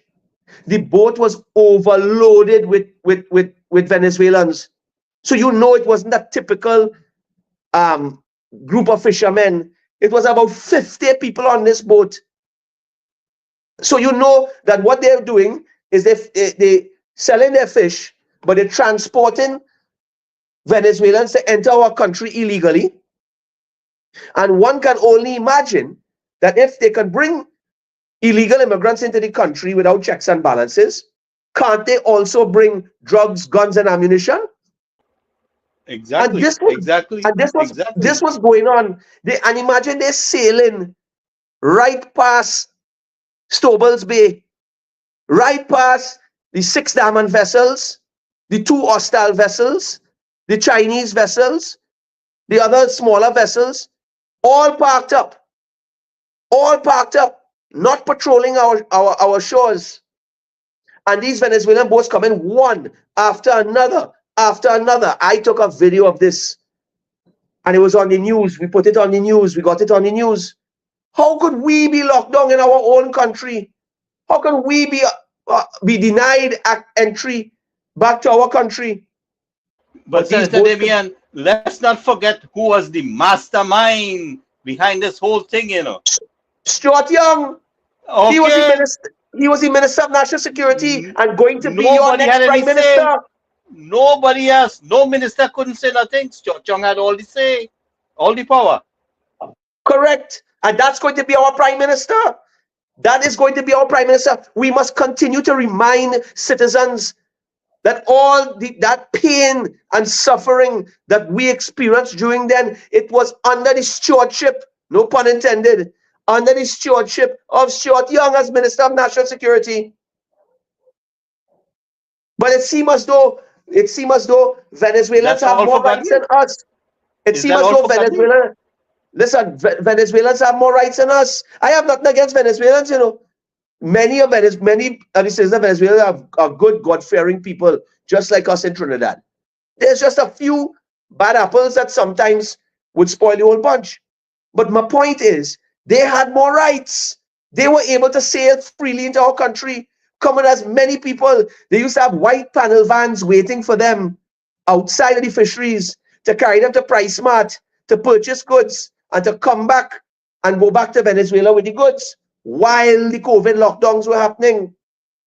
We had Delcy Rodriguez, a sanctioned vice president, wanted for narco trafficking, for narco trafficking by the United States of America, entering our country during the COVID lockdown with members of the PDVSA oil company to meet with the Prime Minister and Stuart Young. We must never forget those things, you know. If we, the United National Congress, never expose that to the citizens of Trinidad and Tobago, they would have come in quiet and leave quiet, you know. And look at where we are now. We are in a situation where an election has just happened in the United States of America. There is a new president who has new ideas about what's going to happen down in Venezuela. And they have reiterated, in fact, they've increased the bounty on Maduro's head, on his general's head. They've increased the bounty. They have clearly stated he's an illegitimate president and wanted for narco trafficking. And that is who our Prime Minister and our soon-to-be Prime Minister has been meeting with on a monthly basis. I'm telling you, Stuart Young doesn't even hide it. He tells you straight, I have met with them almost every month in 2024. I want to see what's going to happen now. Because let me tell you something. You all see what's going on with Trump. You all see he just dropped sanctions on Colombia for not taking back illegal immigrants that's supposed to return. And I understand the president of Colombia has backtracked quickly and is saying now he's prepared to take them back. Trump put 25% duties on any Colombian product coming into the United States of America for 1 week, and then it raises to 50%. He's put He's taken away visas from all government officials aligned with that administration. Sanctions on all of them. You can imagine the commercial fallout that would happen in Colombia if President Trump, if their president didn't backtrack and allow for the planes to come back in to drop off these criminals that have come to the United States of America creating crime, murdering, raping, just like what we see in Trinidad here today. We see Venezuelan gang members doing the same nonsense here. So Trump is not making any joke, you know. And they've already signaled their intention through Marco Rubio, Elon Musk, and the president. They've already signaled their view of Nicolas Maduro as an illegitimate president. And they have already signaled that there is going to be action taken to deal with that matter. We wait to see what that action is. And those of us who support him. And those who support. So can you imagine the volatile position, the vulnerable position this government, and Short Young and Rowley in particular, has put us in as a nation? United States of America being our largest trading partner. We sitting down in the Western Hemisphere, right next, like, are we going to become another Cuba? Is that what's going to happen? People don't understand the gravity of this situation, you know. We are right next door to Venezuela, and I was getting to the point. I was getting to that point that I go fishing all the time. And just today, I was outside in the Grand Boca, watching Venezuela right next to me, not a single Coast Guard in sight. And Venezuelan boats moving to and fro through our waters without any checks and balances. You know, Senator Damian, I think this whole thing that is going on, has been going on, is by design to allow certain things to flow through our country to please Venezuela, you know, the Venezuelan government. I don't think this government has done anything by mistake here. I think they are accommodating Maduro there for things to move back and forth. You know, whether it's even our oil products, I think our oil products are moving across the board. That's my opinion. You know, no, it doesn't have to be your opinion. It's a fact, because we saw it with an oil tanker toppling over in Tobago and spilling oil, destroying many of the beaches in our sister isle. Right. Yeah, and you know, I'm not physically there, but it's just my instinct. You know, that we saw those evidences, and then I mean the whole Paria diverse situation and that restructuring of those pipes there and that platform seemed to be something to accommodate some other shipment of our oil moving across the border, either to Venezuela or somebody else picking it up outside there. Because I think there was something very secret. Well, let's not forget when Senator Roberts in the Parliament had exposed shipments of oil, of fuel, coming to Trinidad. I think it's Heritage. I think Heritage imports it, if I'm not mistaken. And yeah, but during the pandemic, there was some kind of Chinese ship business there. No, well, what had happened was that what would happen was, how Senator Roberts would explain it is that, so it originated out of Europe, the fuel originated out of Europe. It was then consigned to a company owned by Wilmer Rupetti, who is like the oil czar of Venezuela, Maduro's oil czar. And Wilmer Rupetti, this one company from Wilmer Rupetti, bringing it into Trinidad, selling it to Trinidad, Trinidad then selling it to another company owned by Wilmer Rupetti. And that was one of the vessels. If you remember the vessel that was going to Aruba, and the Aruban government said, we don't know of any fuel vessel coming to us. And Exactly. in fact, the vessel was redirected into Venezuela. So this whole collapse of the and restraint of our Coast Guard vessels, I think, is by design, and it's intentional. And I mean, even they bought two ships there, and came back with it, and they still can't even, produce any kind of proper patrolling around our borders, and everything is flowing back and forth. In the meantime, they come in Parliament with all this song and dance about legislation to fight crime and have the whole border wide open. Well, okay. As we say that now, I think it's good to let the listeners understand what the situation is with the Coast Guard. And I think tomorrow night will be very interesting at the Monday night meeting. I believe the feature speaker is going to, one of the main speakers is going to be Rural Munilal, who also MP Rural Munilal, who shadows national security. So I don't want to go into too much on that. I don't want to kill his spirit for tomorrow. But I do want to say something that I've said many times before. When Kamala Prasad Bissessa left office in 2015, before leaving, she would have ordered 6 Daman vessels. These are small OPVs that were more practical for close shore protection, for near shore protection. Each of these 6 Daman vessels were fitted out with gunboats, with a gun bridge, as well as interceptor vessels. So if the OPV is patrolling the coast and they pick up with a drug boat, for instance, and you know these drug boats, many of them moving at full pelt, at full speed, an interceptor from the boat can be put into the water to go after the drug boat. That's the purpose. Kamala Prasad Bissessa ordered those 6 vessels. They were delivered in the PNM, during the PNM regime in 2016. So even though we ordered it, the PNM received it.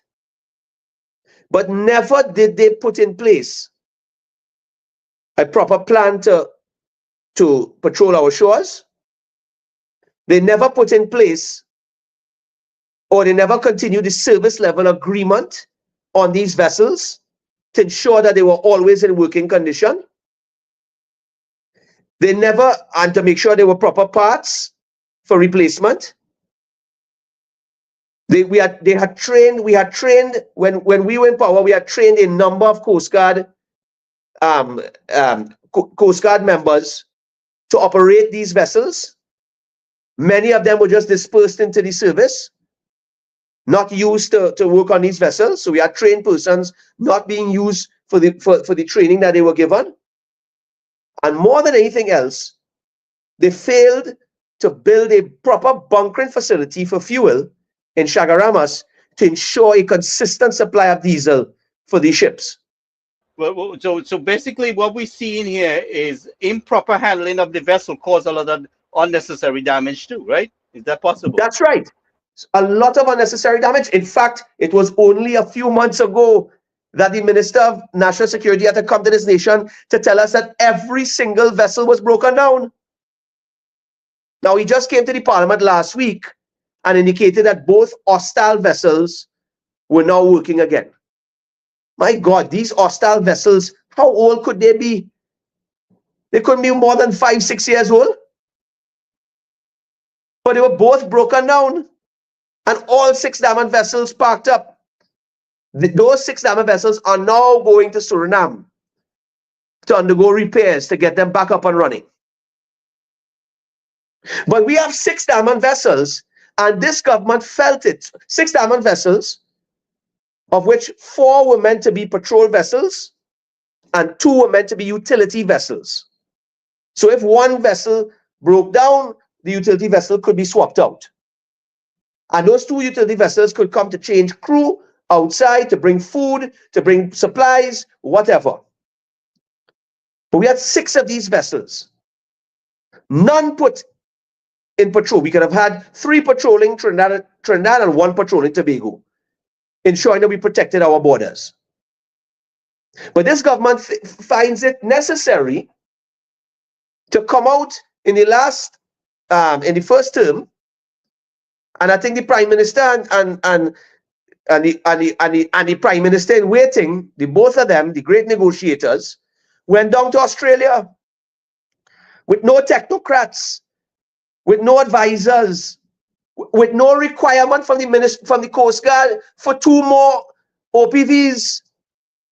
The Coast Guard had indicated they did not need these 2 new OPVs. They needed smaller vessels for near-shore patrol, or to be able to react. Short range, and we have to short be range to be able to be able to react to a fisherman who might be drifting, right? Yeah. One of our fishermen could be drifting, engines mash up, so that these small vessels could run out and go and assist. Because Coast Guard is not only meant to secure our borders, but it's also meant to secure our citizens. So if pirates are attacking our citizens down in Cedros, we would have vessels to be able to deal with them. Right. But they go down to Australia and commit to a $600 million TT dollar loan for these 2 vessels. And we understand that another country purchased 2 similar vessels and the value was 300 million. So the question I have to ask is, how it run from 300 million to 600 million? And who is the middleman? You see that? When I see you in person, Gary, I can tell you more about that. I can't do it on the live here. We'll talk I can't do it on the live here. But certain things we need to bring and keep reiterating, because people need to sink into people's heads who this Cho Tiong is, what was his involvement in securing our borders, what was his involvement in locking out our people, how he treated our people, how he lied about it, how he threatened our people who were stuck. I mean, you had people out here came for 2 weeks vacation and remain a whole year and a half, right? Which I personally dealt with. Okay, so they can't bullshit me at all when it comes to that part of it. Also, we saw his handling of the Paria diver situation, where people remained there for 3 days, right? And no proper decision was made. The commissioner of inquiry, far as I'm concerned, has improperly done, because they never touched on the government handling of this, our national security response to such an emergency situation. What was their role? What was the minister of everything, energy? He was previously Minister of National Security. He was minister in the Prime Minister office, so he had access to authority to get the help that was necessary, even from right in Venezuela. He has such a good relationship with Venezuela that we could not get nobody from Venezuela to help. We stopped the people on hand who are on site there, capable of helping, and instead of supporting them, we threaten them with guns. And who authorized that? All this information has to come in the public domain. And all of this going on while the chairman of Paria out golfing on a golf course, right? But that is exactly a good point, Gary. We must never forget who Cho Tiong is. We must never forget who he is. I have no intention. Senator Damian, it's personal between me and this guy, because what I went through here in this country for dealing with people around the world, all right? And their cries and their tears, waking me up 3 o'clock in the morning, begging for help, right? So I am not going to let Cho Tiong off easy with this, and especially that diverse situation too. So we really must sing this like a chorus until it sinks into people's minds what kind of man this is and what this government has done to them. And we have a prime minister currently who, in the cutting of the ribbon of these 2 new hostile vessels that seem to be overpriced, right? And that was not required and needed, he stood up and said, I could sleep better at night now. I could sleep better at night now that these vessels are here. Well, boy, let me tell you, maybe he could sleep better at night because he have police protection and special branch protection. Unless he was sleeping on the vessel itself, you know. Yeah, but to go out, listen, I cannot tell you the amount of times myself and Senator Roberts have gone out fishing, because we like to fish. I can't tell you how many times we've gone out there and seen every single boat parked up.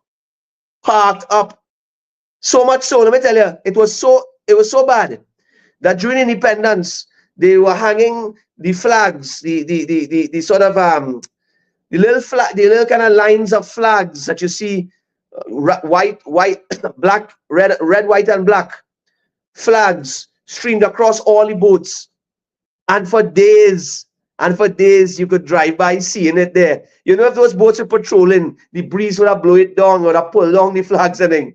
But you're seeing that these boats decorating, they have not been moved for weeks. So those boats are for sure. First of all, they were purchased likely to make somebody rich. That's why I tell you, try to get down to the deal. Who's the broker for the boats? And you go and you buy 2 new hostile vessels. When the previous administration, the Patrick Manning administration, purchased 6 hostile vessels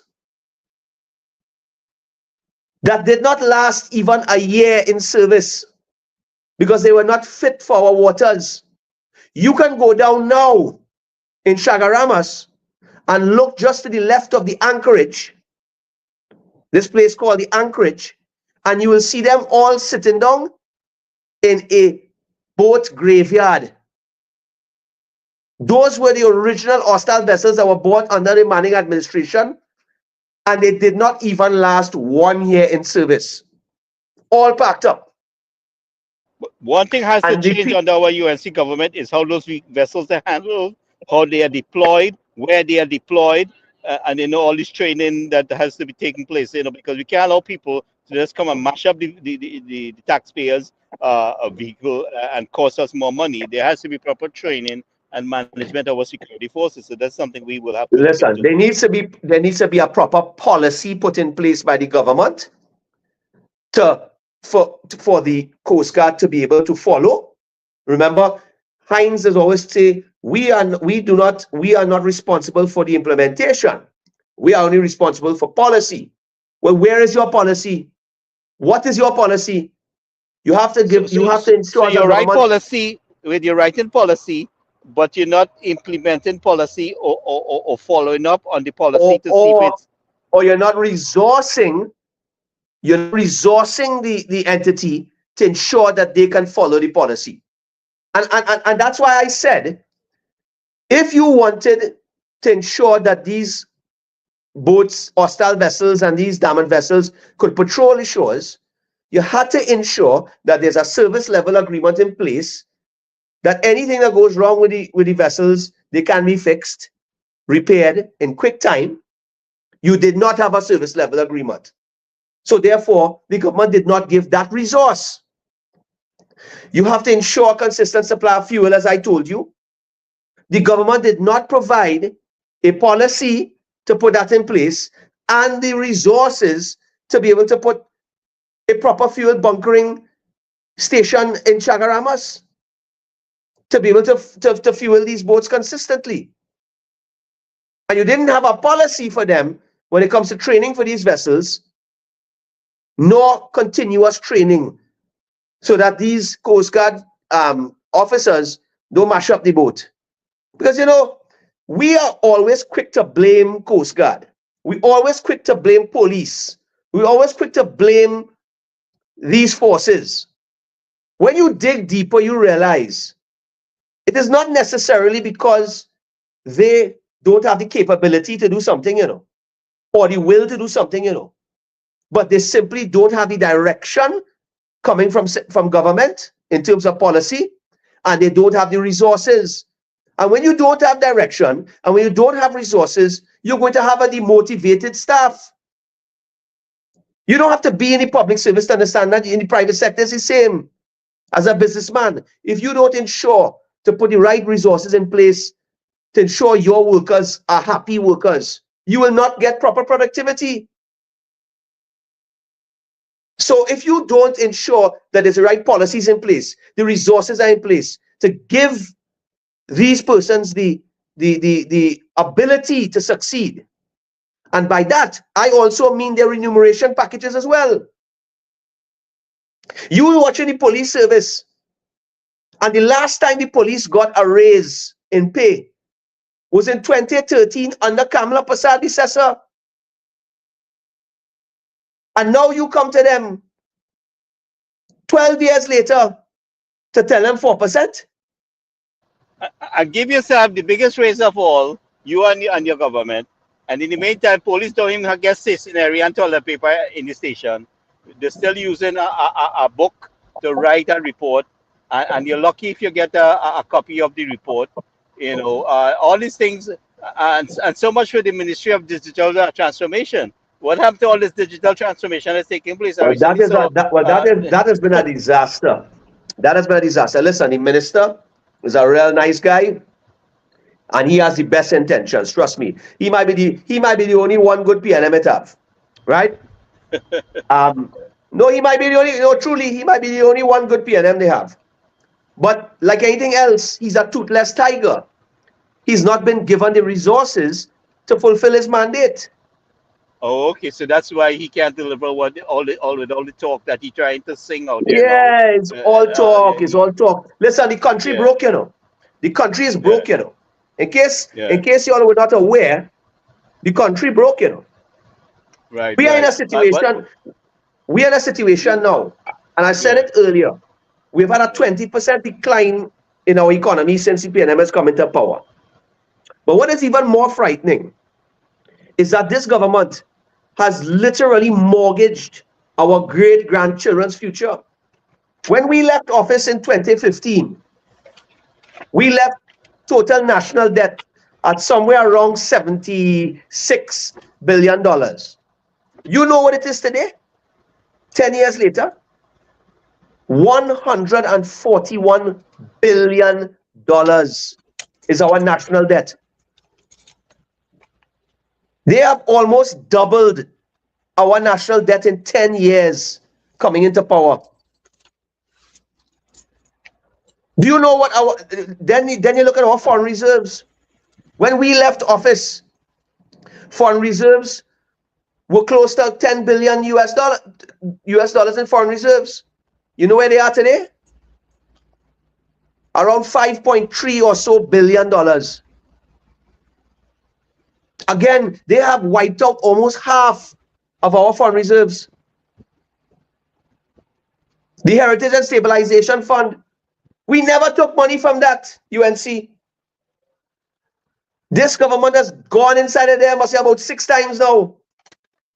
When we handed over that Heritage and Stabilization Fund, it was at $11 billion. I think it is at just over $6 billion now.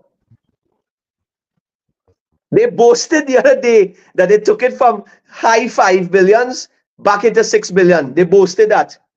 But they failed to tell you that when they came into office, it was at 11 billion, just over 11 billion, and they reduced it down to just over $6 billion. So our country is in a total mess economically. The foreign exchange situation is at its worst that we've ever seen in our history, even worse than the 1980s. And Imbert, I read it today in the papers, Imbert has come again announcing that in the upcoming weeks, he's going to be issuing a second $3 billion bond, TT bond, to pay back VAT refunds. Now, I want you all to understand clearly. You see, the average man in the street don't understand what he's saying when he coming up with $3 billion in bonds to pay back VAT refunds. First, to begin with, when we in 2023 asked the question of where VAT refunds had come, sorry, it was in the earlier part of 2024, I should say. It was $7.8 billion. Imbert then promised to give $3 billion in TT bonds back to the manufacturers, and he promised to give between $1 and $2 billion from the consolidated fund. Now it seems that he reneged on the promise to give the $1 to $2 billion from the consolidated fund, but he gave the $3 billion in bonds, which the manufacturers quickly took and cashed in with the banks.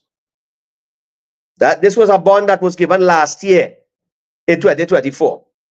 Now, what is the significance of that bond? Now, first to begin with, a bond is still a loan because you have to repay it after 3 years. It's the same as a loan. The bond is given, set to mature in 3 years at an interest rate of 3.15% per annum. Now let's work the maths out. 3.15% per annum on $3 billion at the end of 3 years will cost the taxpayers of Trinidad and Tobago around, I don't have a calculating thing, but I'm going from my head, somewhere around $283 million in interest that would have to be repaid with principal on the maturity of these bonds in 3 years. So for this PNM government's delinquency and failure to pay back VAT refunds, the citizens of Trinidad and Tobago have to pay the price for that by having to fork out $283 million in interest to pay for this bond. More money borrowed again. Let me tell you the other significant part about that $3 billion bond that was given last year. I thought it was 70% going to the oil and gas sector, to the energy sector. But Imbert came in the last budget debate and confirmed that it was 80% of the bonds were issued to companies from the energy sector. Now, why is that significant? You see, companies in the energy sector sell their produce, whether it is natural gas, whether it is ammonia, methanol. They sell it on the international market for US dollars or for foreign exchange. They then take part of those revenues and trade it in Trinidad to the central bank for TT dollars to be able to pay for their local expenditure, their rent, their operational costs, staff, employees, etc. Now, all of a sudden, you drop 80% of 3 billion TT dollars on these energy companies. Guess what? They did not have to change 340 million US dollars to the central bank because they got this wash of VAT money in one shot somewhere around May, June of 2024. I sat in a business chamber meeting with a representative of the energy sector. I don't want to call his name out of respect for him. They're not politicians. And he confirmed everything I'm saying here today, that many of these companies did not have to change their US dollars. So we literally had 350 million US dollars, or 340 million rather, out of the system. Now you add that to the over 300 million US dollars that Petrotrin no longer brings in because they shut down Petrotrin. And you add that to the 1/3 of the Point Lisas industrial estate that shut down, and Ansar Matal that left our shores, and Lever Brothers that left our shores. All these manufacturers that were bringing in foreign exchange into the country, how much money is gone? How much US dollars gone? But a big chunk was taken out by issuing these VAT bonds. And it was all as a result of this government's negligence in paying back VAT on a timely basis, VAT refunds on a timely basis. And the minister mamagized the population by telling the media to the population that it's not bureaucracy causing a delay in VAT refunds, but it's cash flow problems that we have. Let me remind everybody here today, VAT is collected from the manufacturers when they import raw materials at the port. To bring the goods into the country, you pay your VAT at the port. The money is collected and it is deposited and taken into the consolidated fund. So you get this money up front. So when manufacturers export their goods, and you know they cannot charge VAT when they export their goods, they come with their hands out to the government for their VAT refunds for money that the government already collected and should have there to give the manufacturer back. But what we see is a government that uses these monies for their phantom projects, for wastage and corruption, and to repay now their $141 billion in debt, instead of paying back manufacturers the VAT refunds that they are obligated to pay them by law. And let me remind again that if they fail to pay the VAT refunds back to them within 6 months, every month after that, they are supposed to pay 1% interest to the manufacturers. I don't even know if they're doing that. I think manufacturers just so happy to get back their VAT refunds that they will forego that 1%.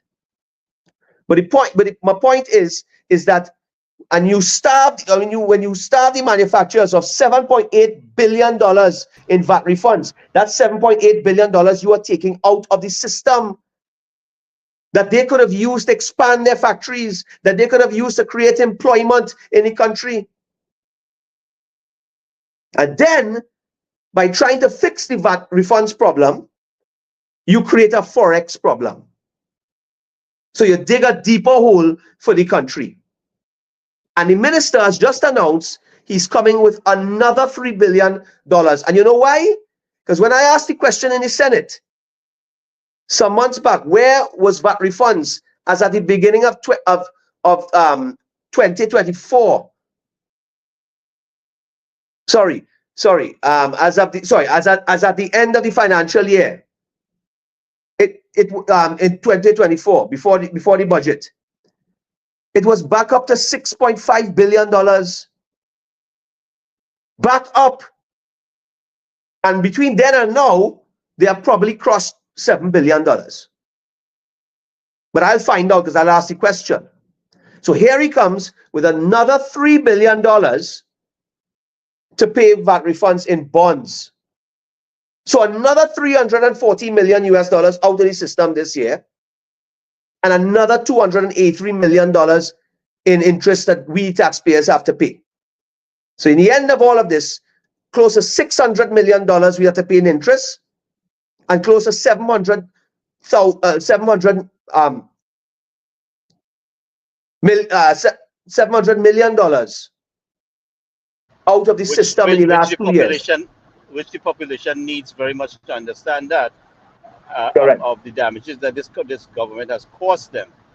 It is digging us into a deeper hole, and I am happy that you brought all this information forward. This has to be reiterated.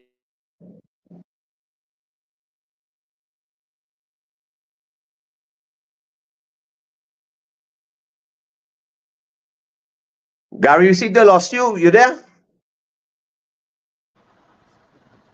Yeah, I'm here. I'm listening to you. I just said that the sorry, I seem to have lost you there. You were saying something? Sorry. Yeah, so hold on a second. I said the information that you brought forward. Are you hearing me now? Yes. Hold on a second. Let me just fix the. I think that was my. You're gone again.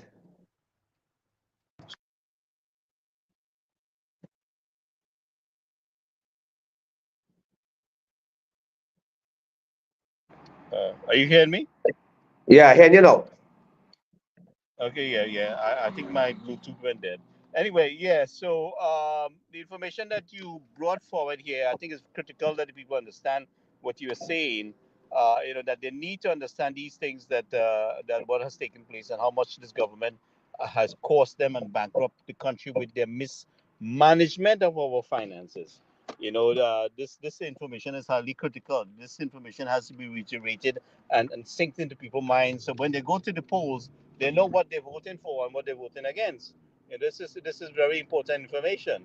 I mean, like putting yourself, say we take government and you are Minister of Trade, but you are shadow minister, you shadow the Minister of Trade or Ministry of Trade in the Senate.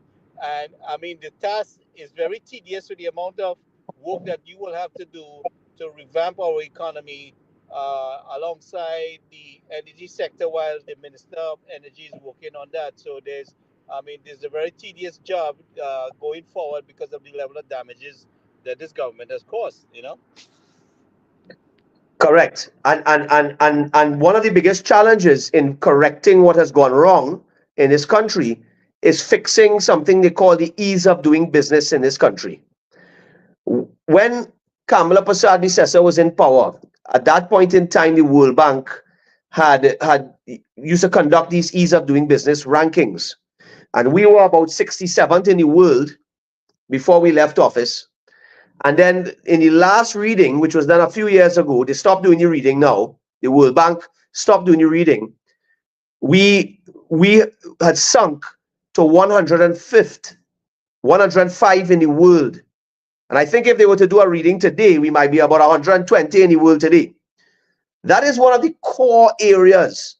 And it's a very wide, expanded area. It does not only include a Minister of Trade or a Minister of Finance. It's going to take a cabinet, a prime minister leading a cabinet of ministers to work together to fix the ease of doing business in this country. Because the ease of doing business spans so many different ministries. So if you are thinking about business in this country, conducting business, to get electricity, to get WASA approvals, all these things have become 4 times more difficult than it was when Kamala was in power. Trading across borders has become more difficult. Getting a bank loan has become more difficult. Getting tongue and country approvals to be able to expand your factory. Getting anything done through the ministries, approvals through the ministries.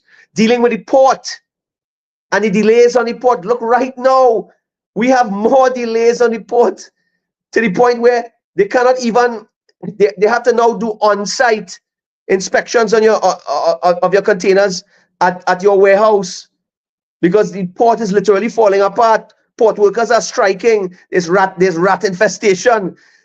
So the whole situation with the port is a disaster now, and that impacts business. The bureaucracy in this country interrupts business.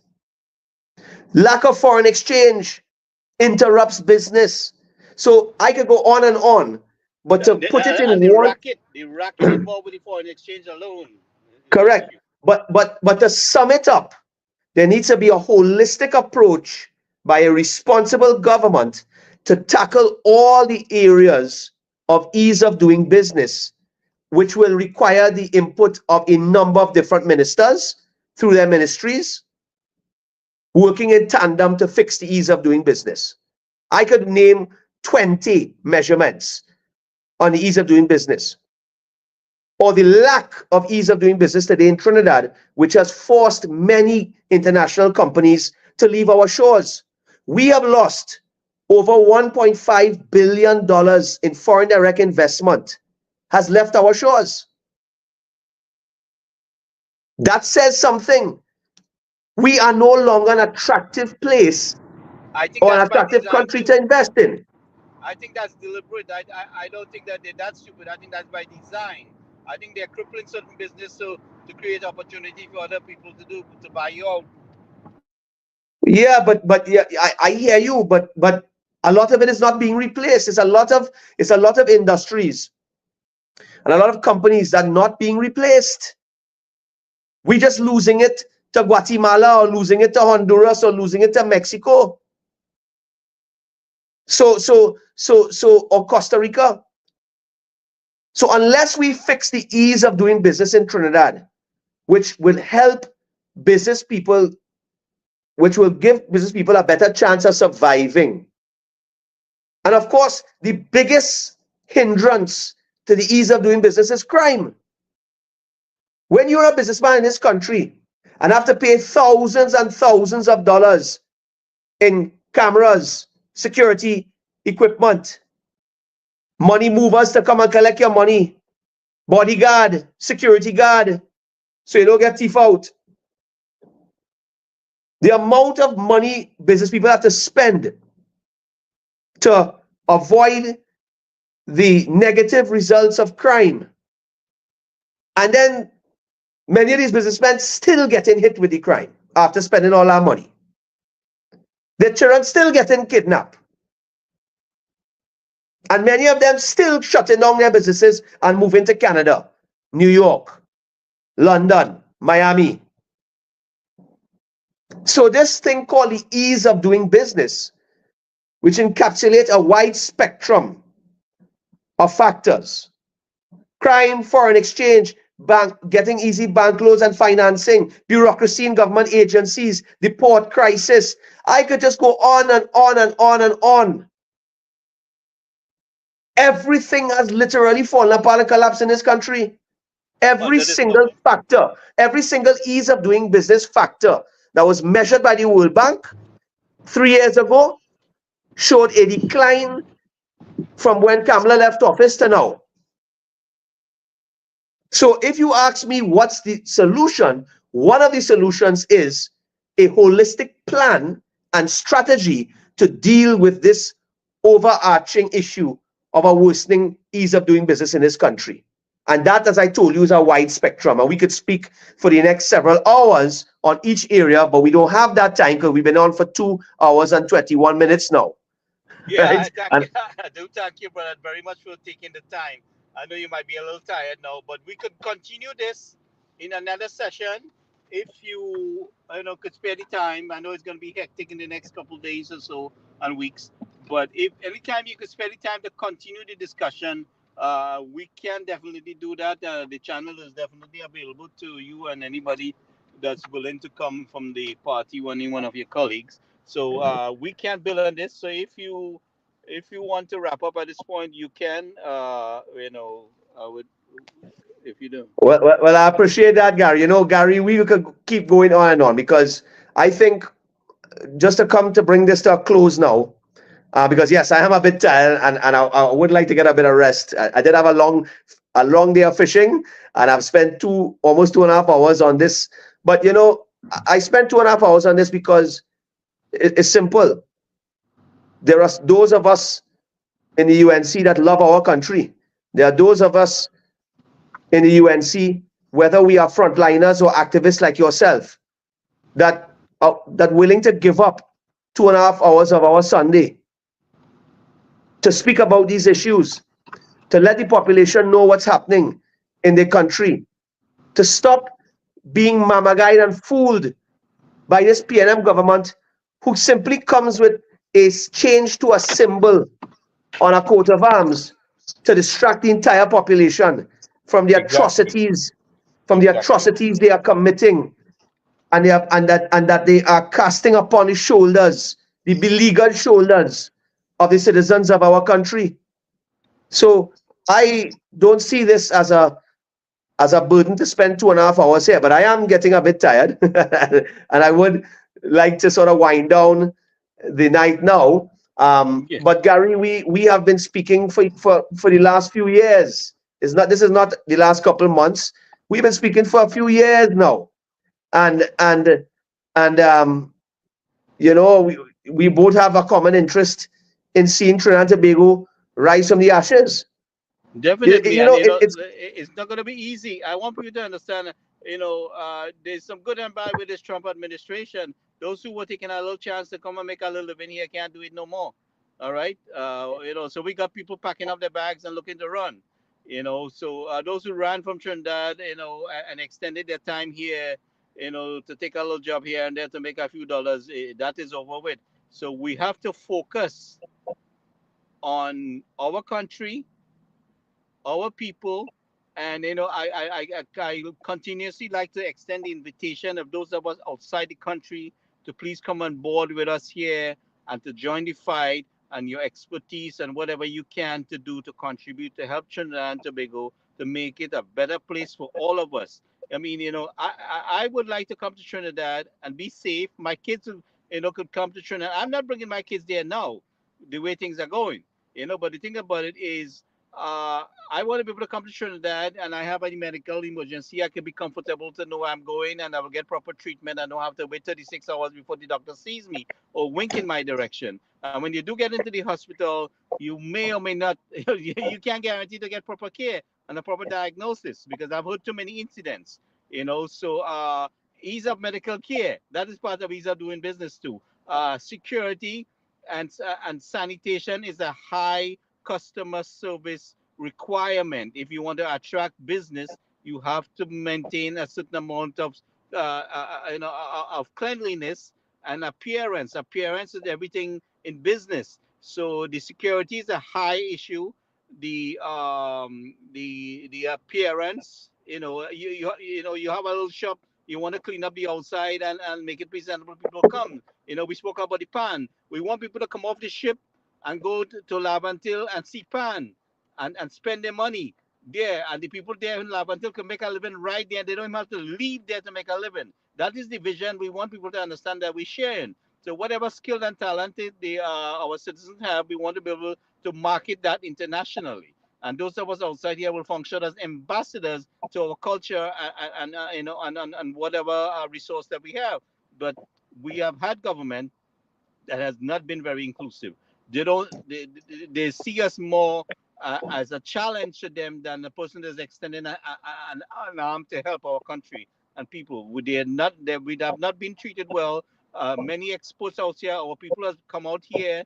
They have become better than when they was in Trinidad. They are greater experts. They have greater experience, and they can help Trinidad and Tobago tremendously. But they are not being included. So I want to extend an invitation to those outside here to come on board with us here and to join the fight and help. Let's make TNT great again for all of us. So with that, brother, I want to thank you very much, and we shall continue the conversation. As soon as you can spare time and come back and explain what's happening in the country, we definitely would like to have you back. All right. All right. Well, thanks a lot for inviting me on. And, to all your listeners, I appreciate all of those who listened. And hopefully, we were able to impart some knowledge on you to see things a bit more open, to understand things a bit more. I'm happy to come on at any time.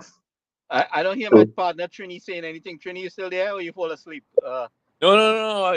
I was listening to the interesting discussion going on there. Yeah. Cool. Please stay close up with Senator Damian here for a minute. Thank you, Senator, for being here and educating us on the issues, and we'll meet again on the road to victory. 100%. 100%. Plus VAT. All right. All right, guys. Good night. All right, guys. Take care. Have a good one, yeah? Damian. All right. Good night. All right. All the best. Thank you Good for night. joining us. Thank you.